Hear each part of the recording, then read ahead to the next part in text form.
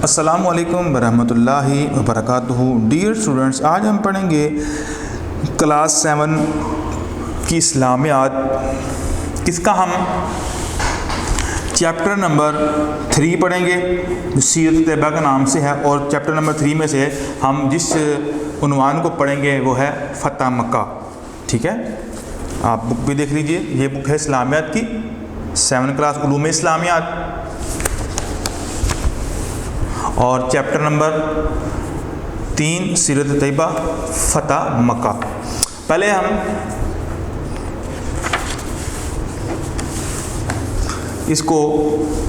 اس کے پہلے مقاصد پڑھتے ہیں۔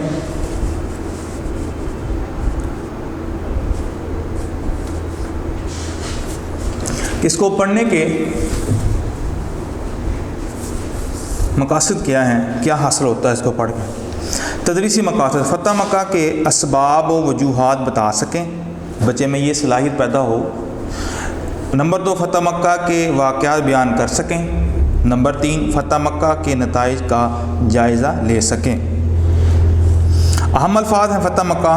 ٹھیک ہے، فتح مکہ جو عام لفظ مشہور ہے، مکہ فتح ہونا، صلح حدیبیہ کے مقام پر ایک معاہدہ ہوا تھا، سفارتی ربط، جو سفارتی تعلقات ہوتے ہیں، عام معافی، یعنی کہ ہر بندے کے لیے معافی، اعلان، کسی چیز کا اعلان کرنا، خطبہ دینا، اسلامی اور سلطنت۔ سب سے پہلے اسباب و وجوہات پڑھتے ہیں۔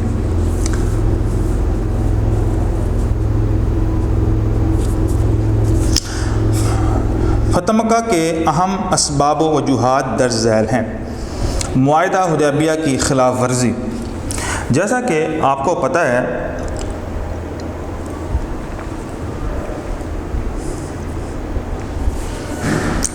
جب نبی صلی اللہ علیہ وسلم عمرہ کرنے کے لیے جب مکہ جاتے ہیں اور وہاں پر نبی الاسلام کو روک دیا جاتا ہے اور آپ کو عمرہ نہیں کرنے دیا جاتا، تو اس موقع پر کفار کی طرف سے کچھ لوگ آئے، پھر ایک معاہدہ لکھا گیا، اس میں کچھ شرائط جو ہے وہ ترتیب دی گئی، اور جب وقت گزرا تو کفار مکہ نے اس معاہدے کی، جو کہ صلح حدیبیہ کے نام سے تھا، اس کی مخالفت کی اور اس کو توڑا۔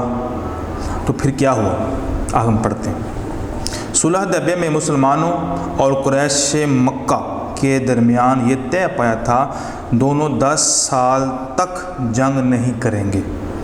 عرب قبائل کو یہ اختیار دیا گیا تھا کہ مسلمانوں اور قریش مکہ میں سے جس فریق کے ساتھ ملنا چاہیں مل جائیں، لہذا صلح حدیبیہ کے بعد قبیلہ بنو خزاعہ نے مسلمانوں کے ساتھ معاہدہ کر لیا تھا۔ بنو بکر کفار مکہ کے حلیف بن گئے۔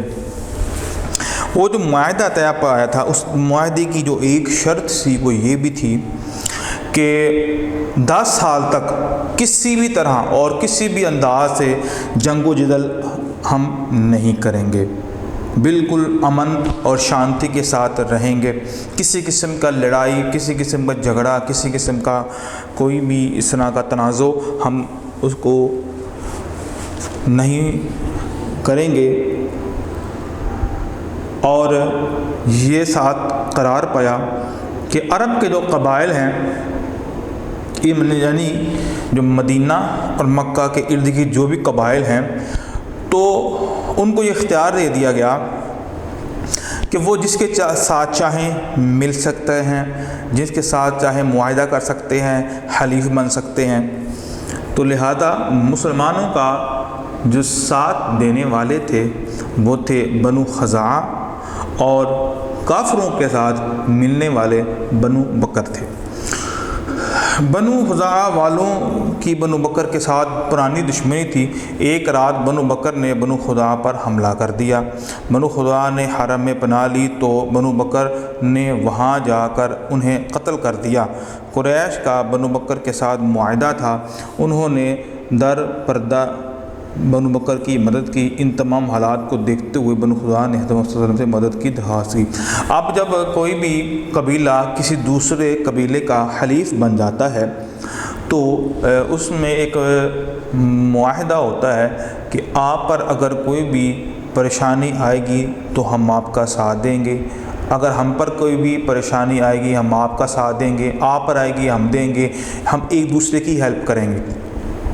اب معاہدہ جو 10 سال کا معاہدہ تھا ان کے درمیان، اس درمیان اچانک کیا ہوا کہ بنو بکر نے بنو خزاعہ جو کہ مسلمانوں کے حلیف تھے ان پر رات کے سناٹے اور رات کے اندھیرے میں شب خون مارا اور ان کو مارا پیٹا و قتل کیا، حتیٰ کہ وہ حرم کے اندر انہوں نے پناہ لی تو انہوں نے حرم کے تقدس کا پامال کا لحاظ نہیں کیا بلکہ پامال کیا، اور پھر وہاں پر بنو بکر کو قتل کیا کافی افراد کو۔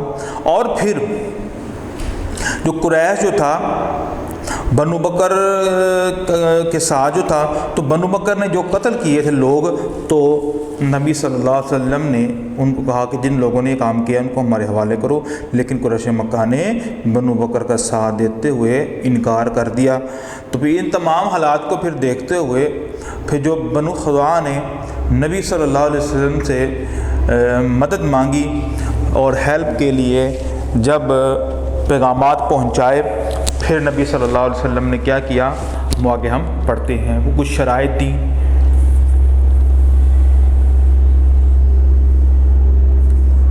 3 شرائط آپ صلی اللہ علیہ وسلم نے قریش کے سامنے درج ذیل 3 شرائط رکھیں۔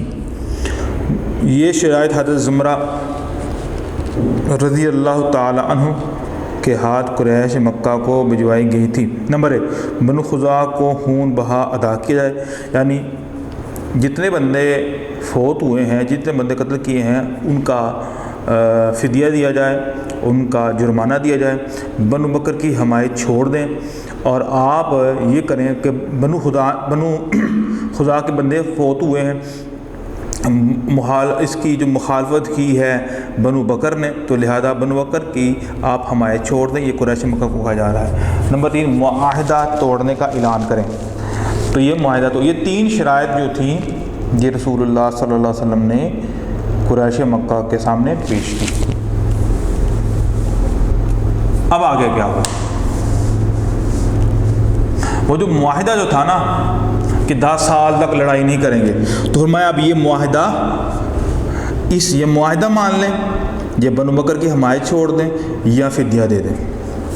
قریش نے غرور میں آ کر آخری شرط کو مان لیا، صلح حدیبیہ کو توڑ کر خود ہی اپنی بربادی کا سامان کر لیا، جس کا احساس انہیں بعد میں جا کر ہوا، اور انہوں نے تجدید معاہدہ کرنا چاہا جسے آپ صلی اللہ علیہ وسلم نے قبول نہ کیا۔ انسان اس بات میں آ کر بہت غلط فیصلے بھی کر جاتا ہے، اس لیے کہتے ہیں کہ جب بھی کوئی ڈیسیژن لینا ہے، جب بھی کوئی فیصلہ کرنا ہے، تو فیصلہ جو ہوتا ہے وہ سوچ سمجھ کر، فہم و ادراک سے اور بڑے تحمل مزاجی سے فیصلہ کرنا چاہیے۔ تو لہذا وہ جلد بازی اور غرور اور تکبر کی آڑ کے اندر انہوں نے صلح حدیبیہ کا جو معاہدہ 10 سال تک لڑائی اور جنگ نہ کرنے کا تھا اس کو توڑ دیا۔ بعد میں ان کو احساس ہوا، انہوں نے تجدید معاہدہ کرنا چاہا، لیکن رسول اللہ صلی اللہ علیہ وسلم نے معاہدہ نہ کیا۔ مکہ کی مرکزی حیثیت، کعبۃ اللہ کی وجہ سے مکہ کو پورے عرب میں مرکزی حیثیت حاصل تھی، جس کی وجہ سے قریش کو عزت کی نگاہ سے دیکھا جاتا تھا۔ اللہ تعالیٰ نے اسلام اور اہل اسلام کو بے تحاشا فتوحات سے نوازا اور مسلمانوں کو امت وسط کے لقب سے پکارا، کیونکہ انہیں پوری انسانیت کے لیے رہنمائی کا فریضہ انجام دینا تھا۔ اس لیے مسلمانوں کو محسوس ہوا کہ یہ مرکزی عبادت گاہ بھی اہل اسلام کے زیر اثر آ جائے اور کعبہ اس کے اصل وارثوں کو مل جائے۔ تو خانہ کعبہ روز اول سے ہی جو بھی لوگ اس کے باسی رہے تو وہ ان کی عزت، اس کے تقدس کا خیال اور اس کی رسپیکٹ کیا کرتے تھے، کیونکہ کعبۃ اللہ کو پورے عرب کے اندر ایک مرکز کی حیثیت جو ہے وہ ملی ہوئی تھی۔ سارے جو ہے نا وہ عرب اس کو اپنا مرکز سمجھتے تھے، اور مسلمان بھی چاہتے تھے کہ یہ جو بیت اللہ ہے یہ مسلمانوں کی گرفت کے اندر آ جائے، مسلمان اس پر قابض ہو جائیں، چونکہ اس کا جو تعلق وہ خدا کے ساتھ ہے اور مسلمانوں کا جو تعلق ہے وہ خدا کے ساتھ ہوتا ہے، تو لہذا مسلمان یہ چاہتے تھے تطہیر کعبہ، کعبہ کو پاک کرنا۔ حضرت ابراہیم علیہ السلام نے بیت اللہ کو اللہ کا گھر بنایا تھا، مگر مشرکین نے وہاں 360 بت رکھ کر کعبہ کو توحید کی بجائے بت پرستی اور شرک کا مرکز بنا دیا تھا، لہذا تطہیر کعبہ کے لیے فتح مکہ کی ضرورت پیش آئی۔ یعنی وہ جو خانہ کعبہ، وہ جو اللہ کا گھر جس میں فقط اور خالصتاً اللہ کی عبادت کی جانی تھی، وہاں پر کفار مکہ نے 360 بت رکھ کے، چھوٹے چھوٹے بڑے بڑے جتنے بھی ہو سکتے ہیں، مختلف حاجات کے مطابق انہوں نے مختلف بتوں کا انتخاب کیا ہوا تھا، تو ہر ایک کو اپنی اپنی ضرورت کے مطابق جو ہے وہ پکارتے تھے۔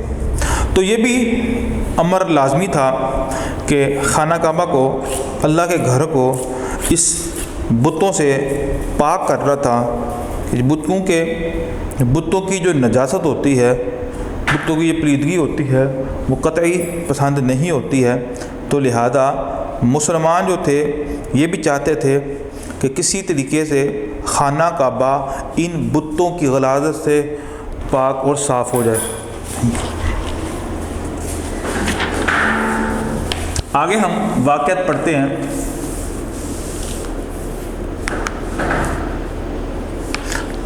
واقعات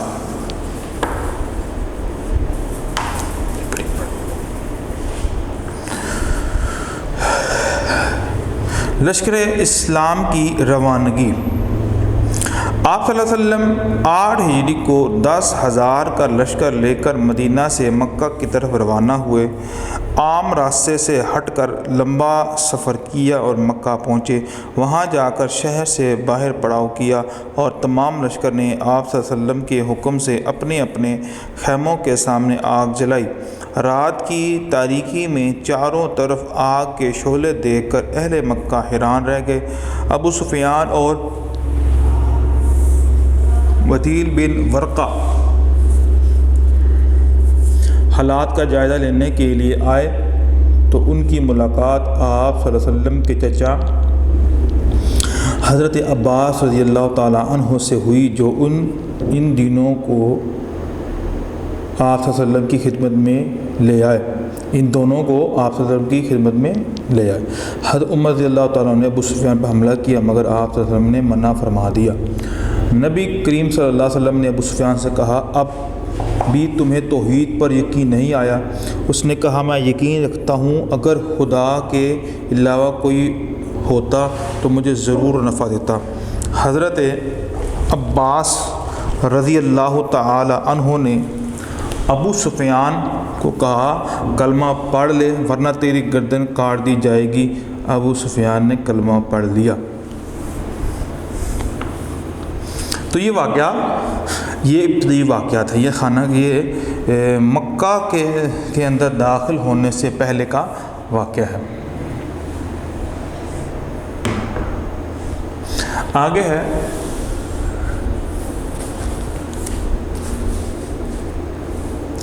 عام معافی کا اعلان۔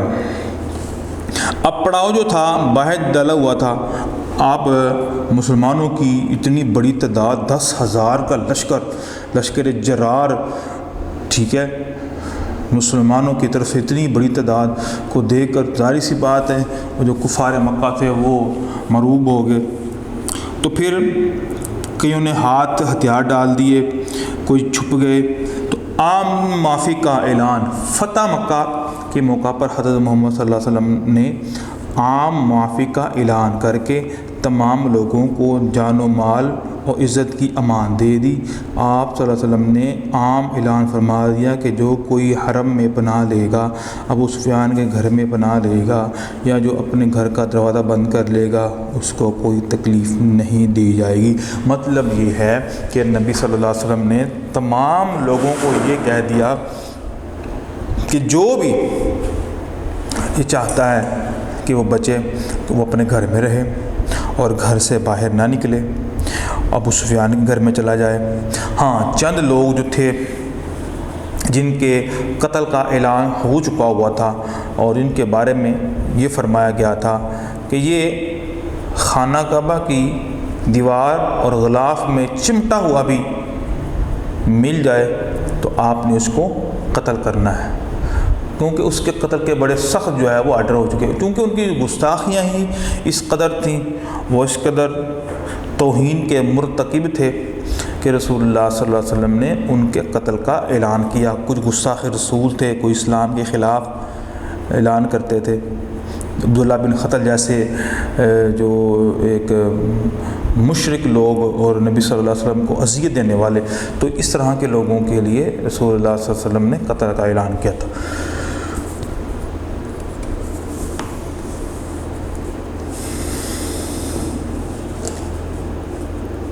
مکہ میں داخلہ، اسلامی لشکر تقسیم ہو کر مختلف راستوں سے ہوتا ہوا مکہ میں داخل ہوا۔ مکہ کو فتح کرنے اور مکہ میں داخل ہونے کے بعد بھی لوگوں کی عزت، جان اور مال محفوظ رہے، جس کی مثال دنیا میں کہیں نہیں ملتی۔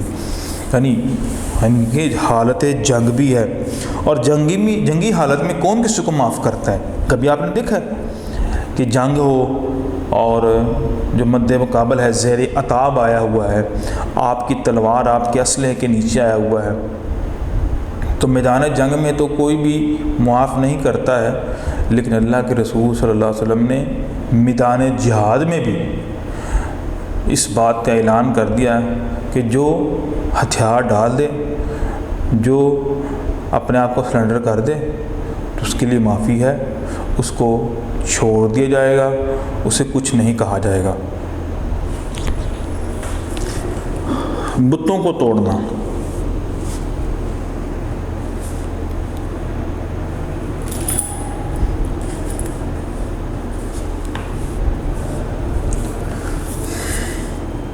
فتح مکہ کے بعد آپ صلی اللہ علیہ وسلم کعبہ میں داخل ہوئے، تمام بت توڑ کر کعبہ کو بتوں سے پاک کر کے اس کو پھر اللہ کا گھر بنا دیا۔ وہ جو لوگوں نے 360 بت رکھے ہوئے تھے، اس گھر کو اس شرک کی آمیزش سے پاک صاف کر کے دوبارہ پھر اس گھر کو توحید کے لیے آباد کر دیا، اور پھر اللہ کے رسول صلی اللہ علیہ وسلم نے اس موقع پر ایک بڑا شاندار اور بڑا زبردست معنی و مفہوم والا خطبہ دیا، خطبہ رسول۔ اس موقع پر حضرت محمد صلی اللہ علیہ وسلم نے ایک خطبہ دیا جس میں فرمایا، اللہ کے سوا کوئی معبود نہیں، اس کا کوئی شریک نہیں، اس نے اپنا وعدہ سچا کر دکھایا، اس نے اپنے عاجز بندے کی مدد کی اور تمام جہتوں کو تنہا کر دیا۔ جان لو کہ آج تمام گھمنڈ کہتے ہیں جو غرور کرنا، فخر وغیرہ، اور جان و مال کے وعدے میرے ان قدموں کے نیچے ہیں۔ اے قوم قریش، اب جاہلیت کا غرور اور نسب کا فخر خدا نے مٹا دیا ہے۔ ان تمام انسان آدم کی نسل سے ہیں اور آدم مٹی سے بنے تھے۔ لوگ دو قسم کے ہیں، ایک وہ جو نیک اور پاک ہیں اور اللہ کی نگاہ میں معزز ہیں، دوسرے وہ جو بدکار و بدبخت ہیں اور اللہ کی نگاہ میں ذلیل ہیں۔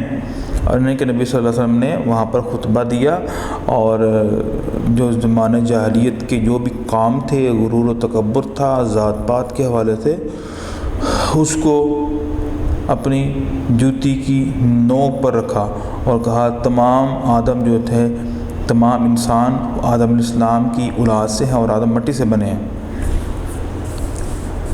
آگے پھر رسول اللہ صلی اللہ علیہ وسلم نے اہل قریش سے مخاطب ہو کر فرمایا، تمہیں معلوم ہے کہ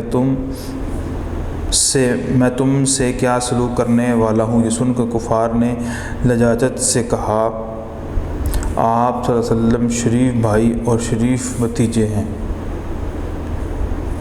رحمت للعالمین نے نظر اٹھائی اور کہا، آج تم پر کوئی الزام نہیں، جاؤ تم سب آزاد ہو۔ آپ صلی اللہ علیہ وسلم کا حسن سلوک دیکھ کر قریش اور ارد گرد کے بہت سے قبائل مسلمان ہو گئے۔ یعنی آپ اندازہ لگائیں، یہ وہی مکہ ہے جس میں نبی صلی اللہ علیہ وسلم کا رہنا دوبھر کر دیا گیا تھا۔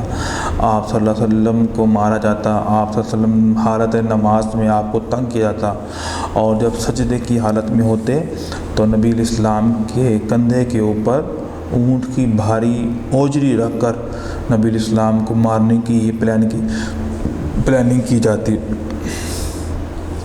اور نبی صلی اللہ علیہ وسلم کی بیٹی کو تنگ کیا جاتا، نبی علیہ السلام کے صحابہ کرام کو مارا پیٹا جاتا، بلال حبشی رضی اللہ تعالیٰ عنہ کو کس طرح مارا اور پیٹا جاتا، حضرت خباب بن ارت رضی اللہ تعالیٰ عنہ کو کس طرح جلتے ہوئے انگاروں پر لٹایا جاتا، آل یاسر کا کیا حال ہوتا، اور سمیہ، یہ جتنے بھی لوگ ہیں کس طرح ان کو آل یاسر کو خصوصی طور پر جن مصائب کا سامنا کرنا پڑا۔ آج یہ وہی مکہ ہے۔ اور پھر اللہ کے رسول صلی اللہ علیہ وسلم نے ان سے پوچھا، بھائی آپ بتاؤ تمہارے ساتھ میں کیا سلوک کروں؟ تو ان کو پتہ تھا کہ رسول اللہ صلی اللہ علیہ وسلم بدلہ لینے والے نہیں ہیں، آپ بدلہ نہیں لیتے ہیں، آپ تو معافی کے خوگر ہیں، آپ تو معافی کو پسند کرتے ہیں۔ تو لہذا رسول اللہ صلی اللہ علیہ وسلم نے فرمایا، آج میں تمہیں وہی لفظ کہتا ہوں جو لفظ حضرت یوسف علیہ السلام نے اپنے بھائیوں کے لیے کہی تھی کہ لا تثریب علیکم اليوم، آج تم پر کوئی الزام نہیں ہے۔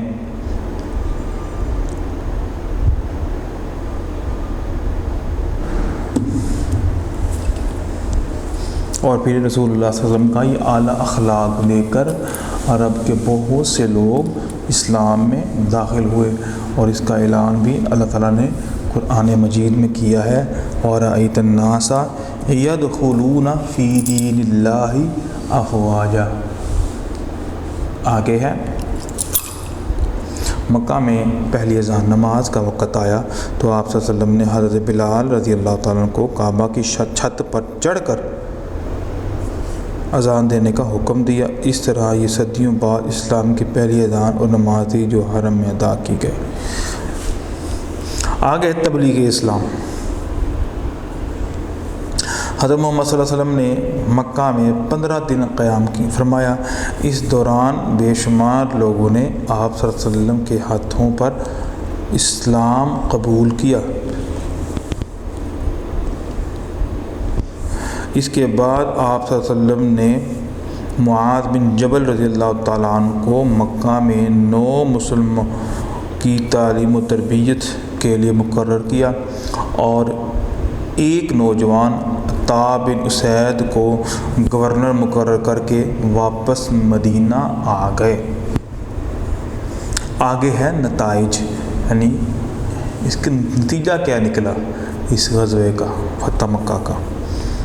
اب تک مسلمانوں نے جتنی کامیابی حاصل کی تھی فتح مکہ ان میں سب سے بڑی کامیابی تھی۔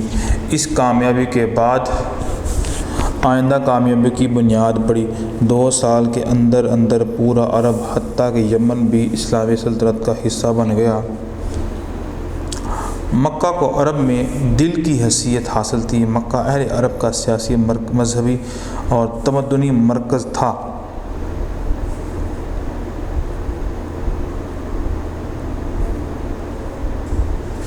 چند سال پہلے مسلمانوں کو مکہ سے نکلنے پر مجبور کر دیا گیا تھا، اب اللہ نے انہیں موقع دے دیا تھا کہ وہ اس مرکز میں دوبارہ غالب حیثیت میں داخل ہوں۔ مشرکین مکہ کی ذہنی تبدیلی سے پورے عرب کا متاثر ہونا ضروری تھا، لہذا جب یہ لوگ مسلمان ہو گئے تو دور و نزدیک کے قبائل پر بھی ان کے گہرے اثرات مرتب ہوئے اور وہ لوگ بھی مسلمان ہونے لگے۔ حضرت ابراہیم علیہ السلام اور حضرت اسماعیل علیہ السلام کا بنایا ہوا اللہ کا گھر کفر و شرکت کا مرکز بنا ہوا تھا۔ آپ صلی اللہ علیہ وسلم نے فتح مکہ کے دن سب سے پہلے کعبہ کو ان بتوں سے پاک کیا۔ اس طرح بیت اللہ پھر سے توحید اور ہدایت ربانی کا مرکز بن گیا۔ فتح مکہ کے بعد بے شمار لوگ گروہ در گروہ اسلام میں داخل ہونے لگے۔ فتح مکہ اسلام اور اہل اسلام کی حقانیت، سچائی اور خلوص کا بہترین شاہکار ہے۔ تو یہ بیٹا اس کے نتائج ہیں کہ کس یہ فتح مکہ کس قدر اثر کیا اس نے، کیونکہ عرب کے بہت سے قبائل فتح مکہ والے دن مسلمان ہو گئے، تو اس سے دور دراز خبریں پھیلیں، اور چونکہ مکہ کو مرکزی حاصل تھی، یعنی کہ یہ مین جگہ تھی، سارے عرب کے لوگ یہاں پر اکٹھے ہوا کرتے تھے، تو جب وہی لوگ مسلمان ہو گئے تو لہذا یہ بڑا ہی متاثر کن ہوا ان لوگوں پر جو ارد گرد رہا کرتے تھے، وہ تمام لوگ مسلمان ہو گئے۔ آگے ہم اس کے مشقی سوالات کی طرف آتے ہیں۔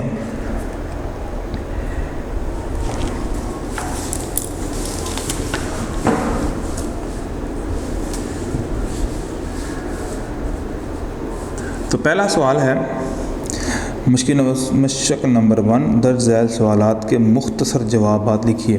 نمبر 1، صلح حدیبیہ کے بعد کس قبیلے نے مسلمانوں کے ساتھ معاہدہ کیا؟ صلح حدیبیہ کے بعد کون سا قبیلہ تھا جس نے مسلمانوں کا ساتھ دینے کا جو ہے اعلان کیا؟ بنو خزاعہ۔ بنو خزاعہ یہ وہ قبیلہ ہے جس نے مسلمانوں کا ساتھ دینے کا اعلان کیا۔ صلح حدیبیہ کی روح سے کون سا قبیلہ کفار کا حلیف تھا؟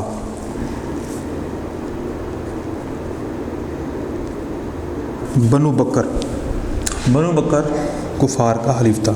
کفار نے خانہ کعبہ میں کتنے بت رکھے ہوئے تھے؟ 360 بت رکھے ہوئے تھے۔ آپ اندازہ لگائیں کہ کتنے زیادہ بت رکھے ہوئے تھے۔ تو اللہ تو ایک ہے، وہ کہتے ہیں اللہ کی مختلف شکلیں ہیں، مختلف انداز ہیں، تو اللہ یہ ساری باتیں غلط ہیں۔ اللہ تعالیٰ کی ذات ایک ہے اور ہر طرح کی حاجات، ہر طرح کی ضروریات کو پورا کرتے ہیں۔ فتح مکہ کا واقعہ کس ہجری میں پیش آیا؟ 8 ہجری میں۔ تو یہ بیٹا اس کے شارٹ آنسر ہیں، میں مختصر لکھا ہے۔ آگے مشق نمبر 2 پڑھتے ہیں۔ صلح حدیبیہ میں مسلمانوں اور قریش مکہ کے درمیان یہ طے پایا کہ دونوں ڈیش تک جنگ نہیں کریں گے، یعنی مسلمانوں کا اور کافروں کا یہ جو معاہدہ پایا تھا کفار مکہ کا، جو ہم نے اس سلیبس میں پڑھا ہے کہ کتنے سال تک جنگ نہیں کریں گے؟ 10 سال تک۔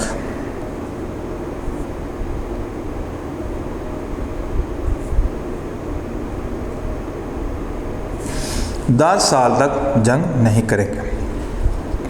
آگے عرب قبائل کو یہ اختیار دیا گیا تھا کہ مسلمانوں اور ڈیش میں سے جس فریق کے ساتھ ملنا چاہیں مل جائیں۔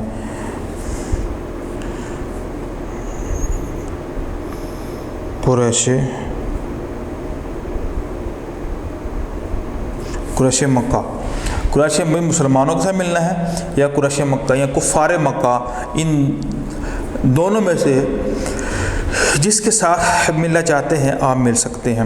تو مسلمانوں کے ساتھ جو قبیلہ ملا وہ بنو خزاعہ تھا، اور کافروں کے ساتھ جو قبیلہ ملا وہ بنو بکر تھا۔ آگے قریش نے غرور میں آ کر آخری شرط کو مان لیا اور ڈیش کو توڑ کر خود ہی اپنی بربادی کا سامان کر لیا۔ کون سا معاہدہ توڑا تھا انہوں نے؟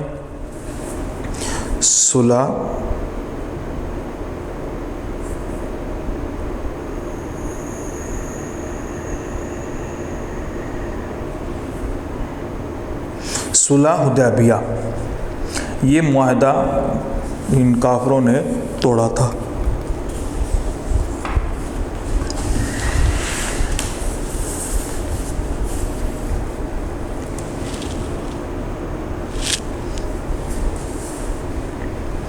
آگے ہے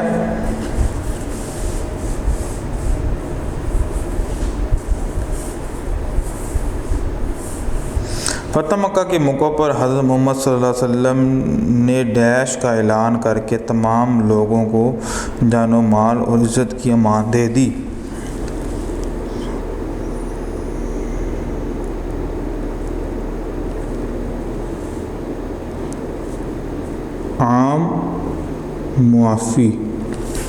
عام معافی کا اعلان کر کے سب کی جان و مال اور عزت کی امان دے دی۔ اسلامی لشکر مختلف حصوں میں تقسیم ہو کر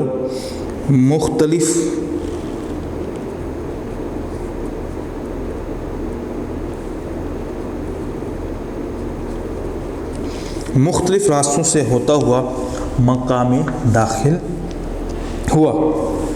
آگے ہے فتح مکہ کے بعد بے شمار لوگ ڈیش اسلام میں داخل ہونے لگے۔ گروہ در گروہ یعنی جتھوں کی صورت میں اور کثیر تعداد میں لوگ آ کر اسلام میں داخل ہونے لگے۔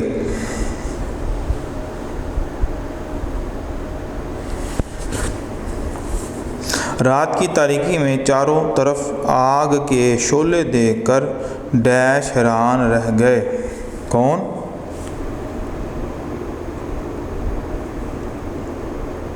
کفار مکہ یا قریش مکہ۔ فتح مکہ اسلام اور اہل اسلام کی حقانیت، سچائی اور خلوص کا بہترین ڈیش تھا۔ یعنی فتح مکہ جو تھا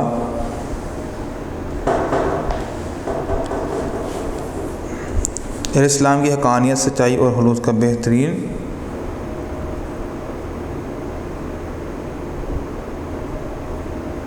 شاہکار تھا۔ مکہ اہل عرب کا سیاسی، مذہبی اور تمدنی ڈیش تھا۔ یعنی کہ اہل عرب کے لیے کون سی جگہ تھی جہاں پر وہ سارے معاملات کرتے تھے؟ تو عرب کے لیے یہ کیا تھا؟ حیثیت کیا رکھتا تھا؟ مرکز کی حیثیت رکھتا تھا۔ یہ شاید حضرت ڈیش کے ہاتھ قریش کو مقابلے میں حضرت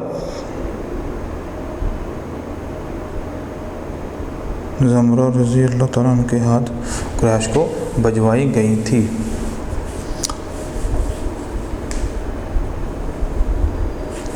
آگے ہے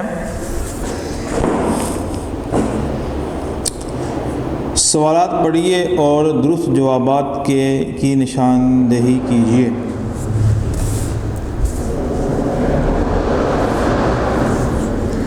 بنو خزاعہ نے کہاں پناہ لی؟ حرم میں، مدینہ میں، ابو سفیان کے گھر میں، اپنے گھروں میں بھی حرم میں پناہ لی۔ مکہ کو پورے عرب میں مرکزی حیثیت کیوں حاصل تھی؟ قریش کی وجہ سے، تجارت کی وجہ سے، کعبۃ اللہ کی وجہ سے، باغات کی وجہ سے۔ تو مرکزی حالت جو ہے وہ کعبۃ اللہ کی وجہ سے، وہ اسی کی وجہ سے وہاں پر جمع ہوتے تھے۔ آپ صلی اللہ علیہ وسلم کتنے ہزار کا لشکر لے کر مدینہ سے مکہ کی طرف روانہ ہوئے؟ 10,000 کا لشکر لے کر۔ کس نے ابو سفیان کو کہا کلمہ پڑھ لے ورنہ تیری گردن کاٹ دی جائے گی؟ حضرت عباس رضی اللہ تعالیٰ نے کہا تھا کلمہ پڑھ لو ورنہ تمہیں قتل کر دیا جائے گا۔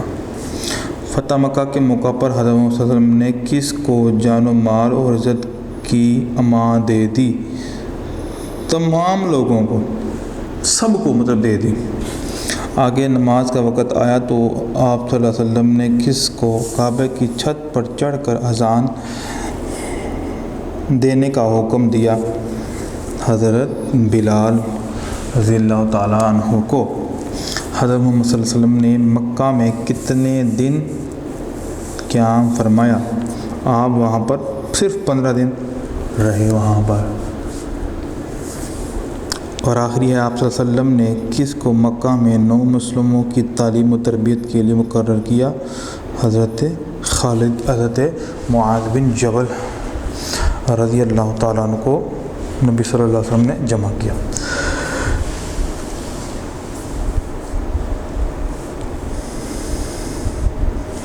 آگے ہے، بنو خزاعہ والوں کی بنو بکر کے ساتھ پرانی دشمنی تھی؟ جی بالکل پرانی دشمنی تھی۔ قریش نے غرور میں آ کر تمام شہد کو مان لیا؟ تمام شہد کو نہیں مانا، ایک شرط کو مانا۔ اللہ تعالیٰ نے اسلام کو چند ایک فتوحات نوازی؟ نہیں، بہت سی فتوحات نوازی۔ آپ صلی اللہ علیہ وسلم کا حسن سلوک دیکھ کر قریش اور ارد گرد کے بہت سے قبائل مسلمان ہو گئے؟ جی بالکل مسلمان ہو گئے۔ اسلامی لشکر تقسیم ہو کر مختلف راستوں سے ہوتا ہو مکہ میں داخل ہوا؟ جی بالکل ٹھیک ہے اس کا آنسر۔ آگے میچ دا کالم ہے۔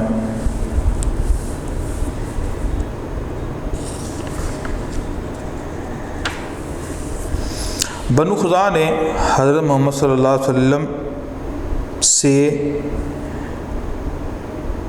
مدد کی درخواست کی۔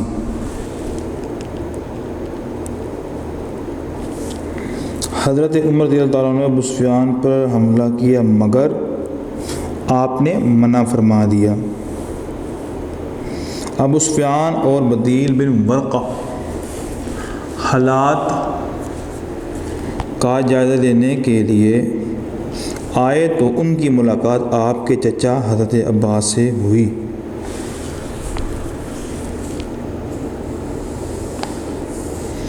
آگے ہے، مکہ کو فتح کرنے اور مکہ میں داخل ہونے کے بعد بھی لوگوں کی عزت، جان اور مال محفوظ رہے، جس کی مثال دنیا میں کہیں نہیں ملتی۔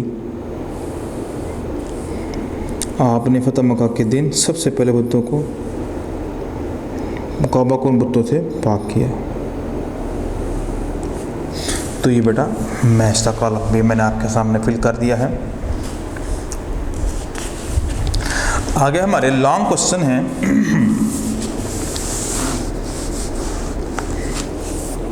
فتح مکہ کے اسباب و وجوہات پر تفصیل سے روشنی ڈالیں۔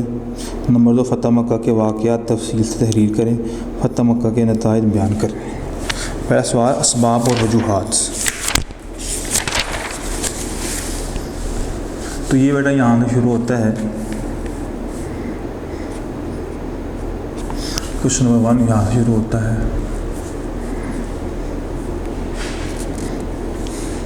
یہاں آپ کے سامنے میں بس ریڈنگ کر دیتا ہوں، سمجھا میں نے آپ کو دیا ہے۔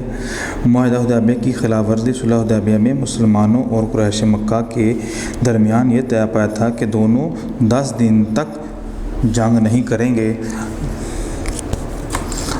عرب قبائل کو یہ اختیار دیا گیا تھا کہ وہ مسلمانوں اور قریش مکہ میں سے جس فریق کے ساتھ ملنا چاہیں مل جائیں۔ لہذا صلح حدیبیہ کے بعد قبیلہ بنو خزاعہ نے مسلمانوں کے ساتھ معاہدہ کر لیا۔ بنو بکر نے کفار کے حلیف بن گئے۔ بنو خزاعہ نے بنو بکر کے ساتھ پرانی دشمنی تھی۔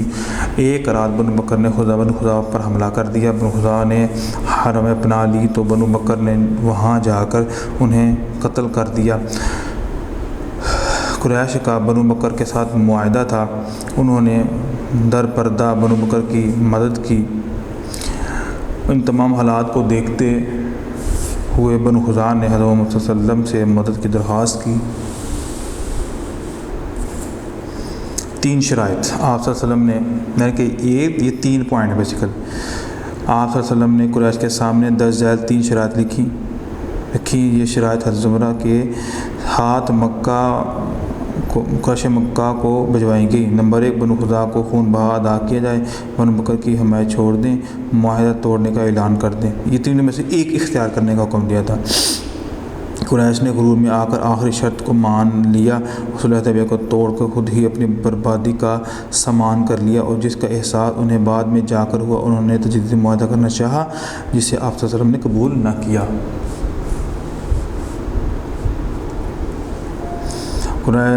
مکہ کی مرکزی حیثیت، آپ اس پوائنٹ کو نہیں بھی کریں گے تو کوئی ایشو نہیں ہے۔ آخری پوائنٹ ہے تطہیر کعبہ۔ تطہیر کعبہ، حضرت ابراہیم علیہ السلام نے بیت اللہ کو اللہ کا گھر بنایا تھا، مگر مشرکین نے وہاں 360 بت رکھ کر کعبہ کو توحید کی بجائے بت پرستی اور شرک کا مرکز بنا دیا تھا، لہذا تطہیر کعبہ کے لیے فتح مکہ کی ضرورت پیش آئی۔ تو یہ ہے، یہ پوائنٹ یہاں تک، یہ پوائنٹ یہاں تک، اور یہاں سے لے کر یہاں تک، یہ آپ نے یہاں پہ ڈیپینڈ کرتا ہے کہ کر لیں، ٹھیک ہے، اس کی کوئی ضرورت نہیں ہے۔ آگے جو کوشچن ہے، فتح مکہ کا جو واقعہ ہے، جو مین واقعہ ہے وہ ہے، یہ آپ کے سامنے فقط میں بس ریڈنگ کر دیتا ہوں، آپ بس اس کو سن لیں۔ اسلامی لشکر کی روانگی، آپ صلی اللہ علیہ وسلم 8 ہجری کو 10,000 کا لشکر لے کر مدینہ سے مکہ کی طرف روانہ ہوئے۔ یہ جس سوال نمبر 2 یہ میں نشان لگا رہا ہوں، اس کو آپ نوٹ کر لیں۔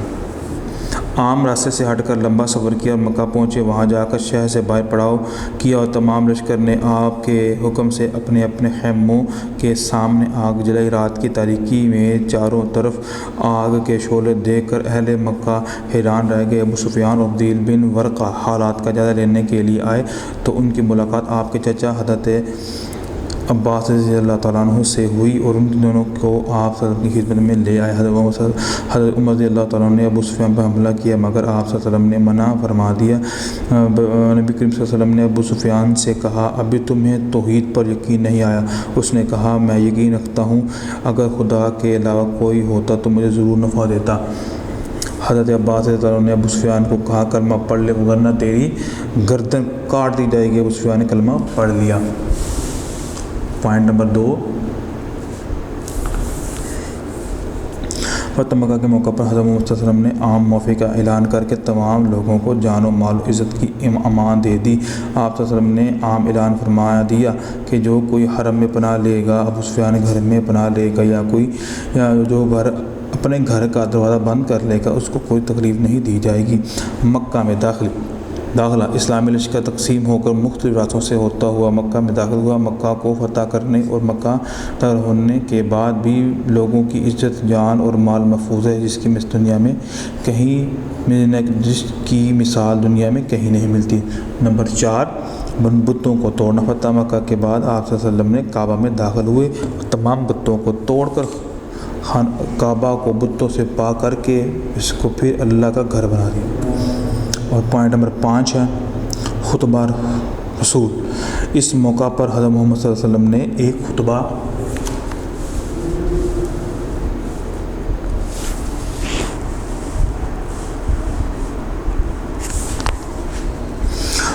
دی جس میں فرمایا، اللہ کے سوا کوئی معبود نہیں، اس کا کوئی شریک نہیں، اس نے اپنا وعدہ سچ کر دکھایا، اس نے اپنے عاجز بندے کی مدد کی اور ان تمام جتھوں کو تنہا کر دیا۔ جان لوگ آج تمام گھمنڈ، جان و مال کے وعدے میرے ان قدموں کے نیچے، اے قوم قریش، اب جاہلیت کا غرور اور نسب کا فخر خدا نے مٹا دیا۔ تمام انسان آدم کی نسل سے ہیں اور آدم مٹی سے بنے ہیں۔ لوگ 2 قسم کے ہیں، ایک وہ جو نیک اور پاک اور اللہ کی نگاہ میں معزز ہیں، دوسرے وہ جو بدکار و بدبخت ہیں اور اللہ کی نگاہ میں ذلیل ہیں۔ آگے پھر رسول اللہ صلی اللہ علیہ وسلم نے اہل قریش سے مخاطب ہو کر فرمایا، تمہیں معلوم ہے کہ میں تم سے کیا سلوک کرنے والا ہوں؟ یہ سن کر کفار نے لجاجت سے کہا، آپ صلی اللہ علیہ وسلم شریف بھائی ہیں اور شریف بھتیجے ہیں۔ رحمت للعالمین نے نظر اٹھائی اور کہا، آج تم پر کوئی الزام نہیں، جاؤ تم سب آزاد ہو۔ آپ صلی اللہ علیہ وسلم کا حسن سلوک دیکھ کر قریش اور ارد گرد کے بہت سے قبائل مسلمان ہو گئے۔ آگے ہے مکہ میں پہلی اذان۔ نماز کا وقت آیا تو آپ صلی اللہ علیہ وسلم نے حضرت بلال رضی اللہ تعالیٰ عنہ کو کعبہ کی چھت پر چڑھ کر اذان دینے کا حکم دیا۔ اس طرح یہ صدیوں بعد اسلام کی پہلی اذان نماز تھی جو حرم میں ادا کی گئی۔ تبلیغ اسلام، یہ پوائنٹ اگر آپ کر لیں ٹھیک ہے، نہ بھی کریں تو اس کا کوئی ایشو نہیں ہے۔ حضرت محمد صلی اللہ علیہ وسلم نے حضرت مکہ میں 15 دن قیام فرمایا۔ اس دوران بے شمار لوگوں نے آپ صلی اللہ علیہ وسلم کے ہاتھوں پر اسلام قبول کیا۔ اس کے بعد آپ صلی اللہ علیہ وسلم نے معاذ بن جبل رضی اللہ تعالیٰ عنہ کو مکہ میں نو مسلموں کی تعلیم و تربیت کے لیے مقرر کیا، اور ایک نوجوان عطا بن اسید رضی اللہ تعالیٰ عنہ کو گورنر مقرر کر کے واپس مدینہ آ گئے۔ تو یہ بیٹا سیکنڈ کویسچن ہے، یہ یہاں سے شروع ہوتا ہے۔ یہ سارا پوائنٹ آپ نے یاد کرنا ہے، جو آپ کو یاد ہو سکتا ہے یہاں تک یہ ٹوٹل بنتا ہے۔ اور آخری جو نتائج ہیں، تیسرا جو کویسچن ہے یہ بھی کمپلیٹ ہے۔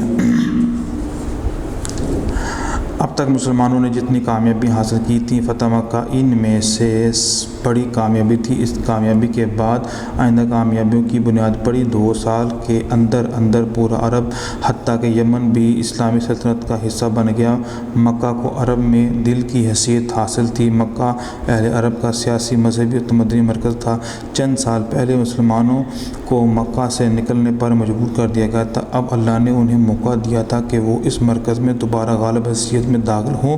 مشرکین مکہ کی ذہنی تبدیلی سے پورے عرب کا متاثر ہونا ضروری تھا، لہذا جب یہ لوگ مسلمان ہو گئے تو دور و نزدیک کے قبائل پر بھی ان کے گہرے اثرات مرتب ہوئے اور وہ لوگ بھی مسلمان ہونے لگے۔ حضرت ابراہیم علیہ السلام اور حضرت اسماعیل علیہ السلام کا بنایا ہوا اللہ کا گھر کفر و شرک کا مرکز بنا ہوا تھا۔ آپ صلی اللہ علیہ وسلم نے فتح مکہ کے دن سب سے پہلے کعبہ کو ان بتوں سے پاک کیا۔ اس طرح البیت اللہ پھر سے توحید اور ہدایت ربانی کا مرکز بن گیا۔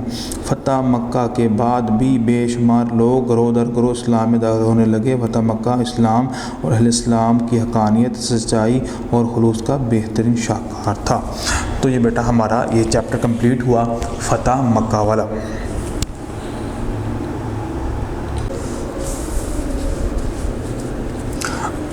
نیکسٹ بیٹا چیپٹر ہے چیپٹر نمبر 3 کا، جو سیرت طیبہ ہم والا پڑھ رہے ہیں، غزوہ حنین ہے۔ غزوہ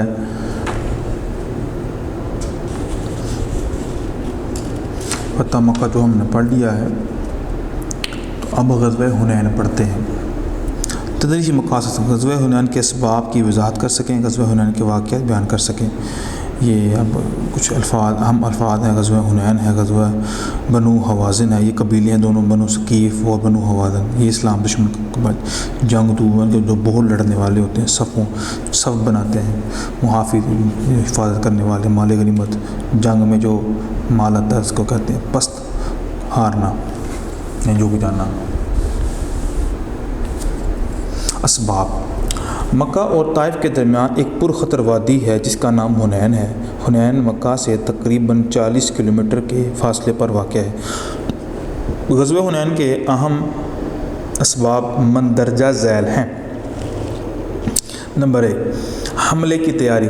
جب مکہ فتح ہو گیا تو دوسرے بہت سے قبائل بھی مسلمان ہو گئے۔ ان حالات میں بنو حوازن اور بنو ثقیف نے سوچا کہ اب اگر ہم اسلام لے آئے تو ہماری کوئی اہمیت باقی نہیں رہے گی، لہذا بنو حوازن نے بنو نصر، بنو حلام اور بنو ثقیف کو اپنے ساتھ ملا کر مسلمانوں پر حملہ کی تیاری شروع کر دی۔ اس طرح اس متحدہ فوج کی تعداد ہزاروں تک پہنچی۔ یہ لوگ اپنے بیوی بچوں کو ساتھ لائے تھے تاکہ کوئی بھاگ نہ سکے۔ حضرت محمد صلی اللہ علیہ وسلم نے تحقیق کے لیے ایک صحابی کو بھیجا تو انہوں نے حملے کی تیاریوں کی تصدیق کر دی۔ جب مکہ فتح ہو گیا، اب مکہ فتح جب ہوا تو پھر مسلمانوں کی جو دھاک ہے وہ پورے عرب کے معاشرے کے اندر پھیل گئی، اور بہت سے قبائل نے تو اسلام قبول کر لیا، لیکن جو بنو حوازن اور بنو ثقیف، یہ 2 قبیلے تھے، انہوں نے اپنی ہٹ درمی اور اپنے اس بات پر کہ ہمارا وقار، ہماری ٹھاٹ باٹ یہ جاتی رہے گی، یہ تو ختم ہو جائے گی، تو ہم کیا کریں گے؟ تو لہذا اپنی اس ٹھاٹ باٹ کو برقرار رکھنے کے لیے انہوں نے 7 جو مختلف قبائل تھے، بنو نصر، بنو حلام، ٹھیک ہے، تو بنو ثقیف کو، یعنی کہ بنو حوازن نے ان 3 قبائل کو ملا کر مسلمانوں کے خلاف جہاد اور مسلمانوں کے خلاف لڑائی کے لیے، کہ تاکہ مسلمانوں کا غلبہ نہ رہے، مسلمانوں کی جو ایک پوری دھاگ بیٹھی ہوئی ہے وہ ختم ہو جائے، تو اس کے لیے انہوں نے پلان کیا اور پھر بہت بڑی تعداد کو لے کر اور ان تعداد میں ان کے بیوی بچے بھی شامل تھے تاکہ کوئی بھاگ نہ سکے، انہوں نے مسلمانوں پر اب حملہ کے لیے پلان کر دیا، اور نبی صلی اللہ علیہ وسلم نے ایک صحابی کے ذریعے ان کی تمام پلاننگ کے بارے میں خبر لے لی کہ یہ کام کر رہے ہیں، یہ پلاننگ کر رہے ہیں، یہ مسلمانوں کے خلاف اتنی بڑی فوج کو تیار کر رہے ہیں۔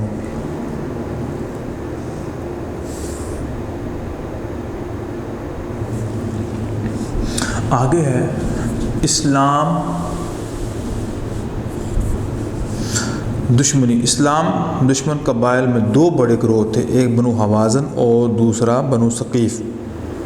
ان دونوں قبائل کو اسلام سے سخت نفرت تھی، یہ دونوں قبائل عرب کے سب سے بہادر قبائل سمجھے جاتے تھے، یہ اسلام دشمنی میں عرب میں سب سے سخت تھے، یعنی کہ یہ سب سے زیادہ مخالفت کرتے تھے، مسلمانوں کی سب سے زیادہ دشمن تھے مسلمانوں کے، اور مخالفت میں بھی ان کی کوئی نظیر اور ان کی کوئی مثال نہیں ملتی، تو لہذا ان 2 گروہوں نے پلان کر لیا مسلمانوں کے خلاف لڑنے اور جہاد کرنے کے۔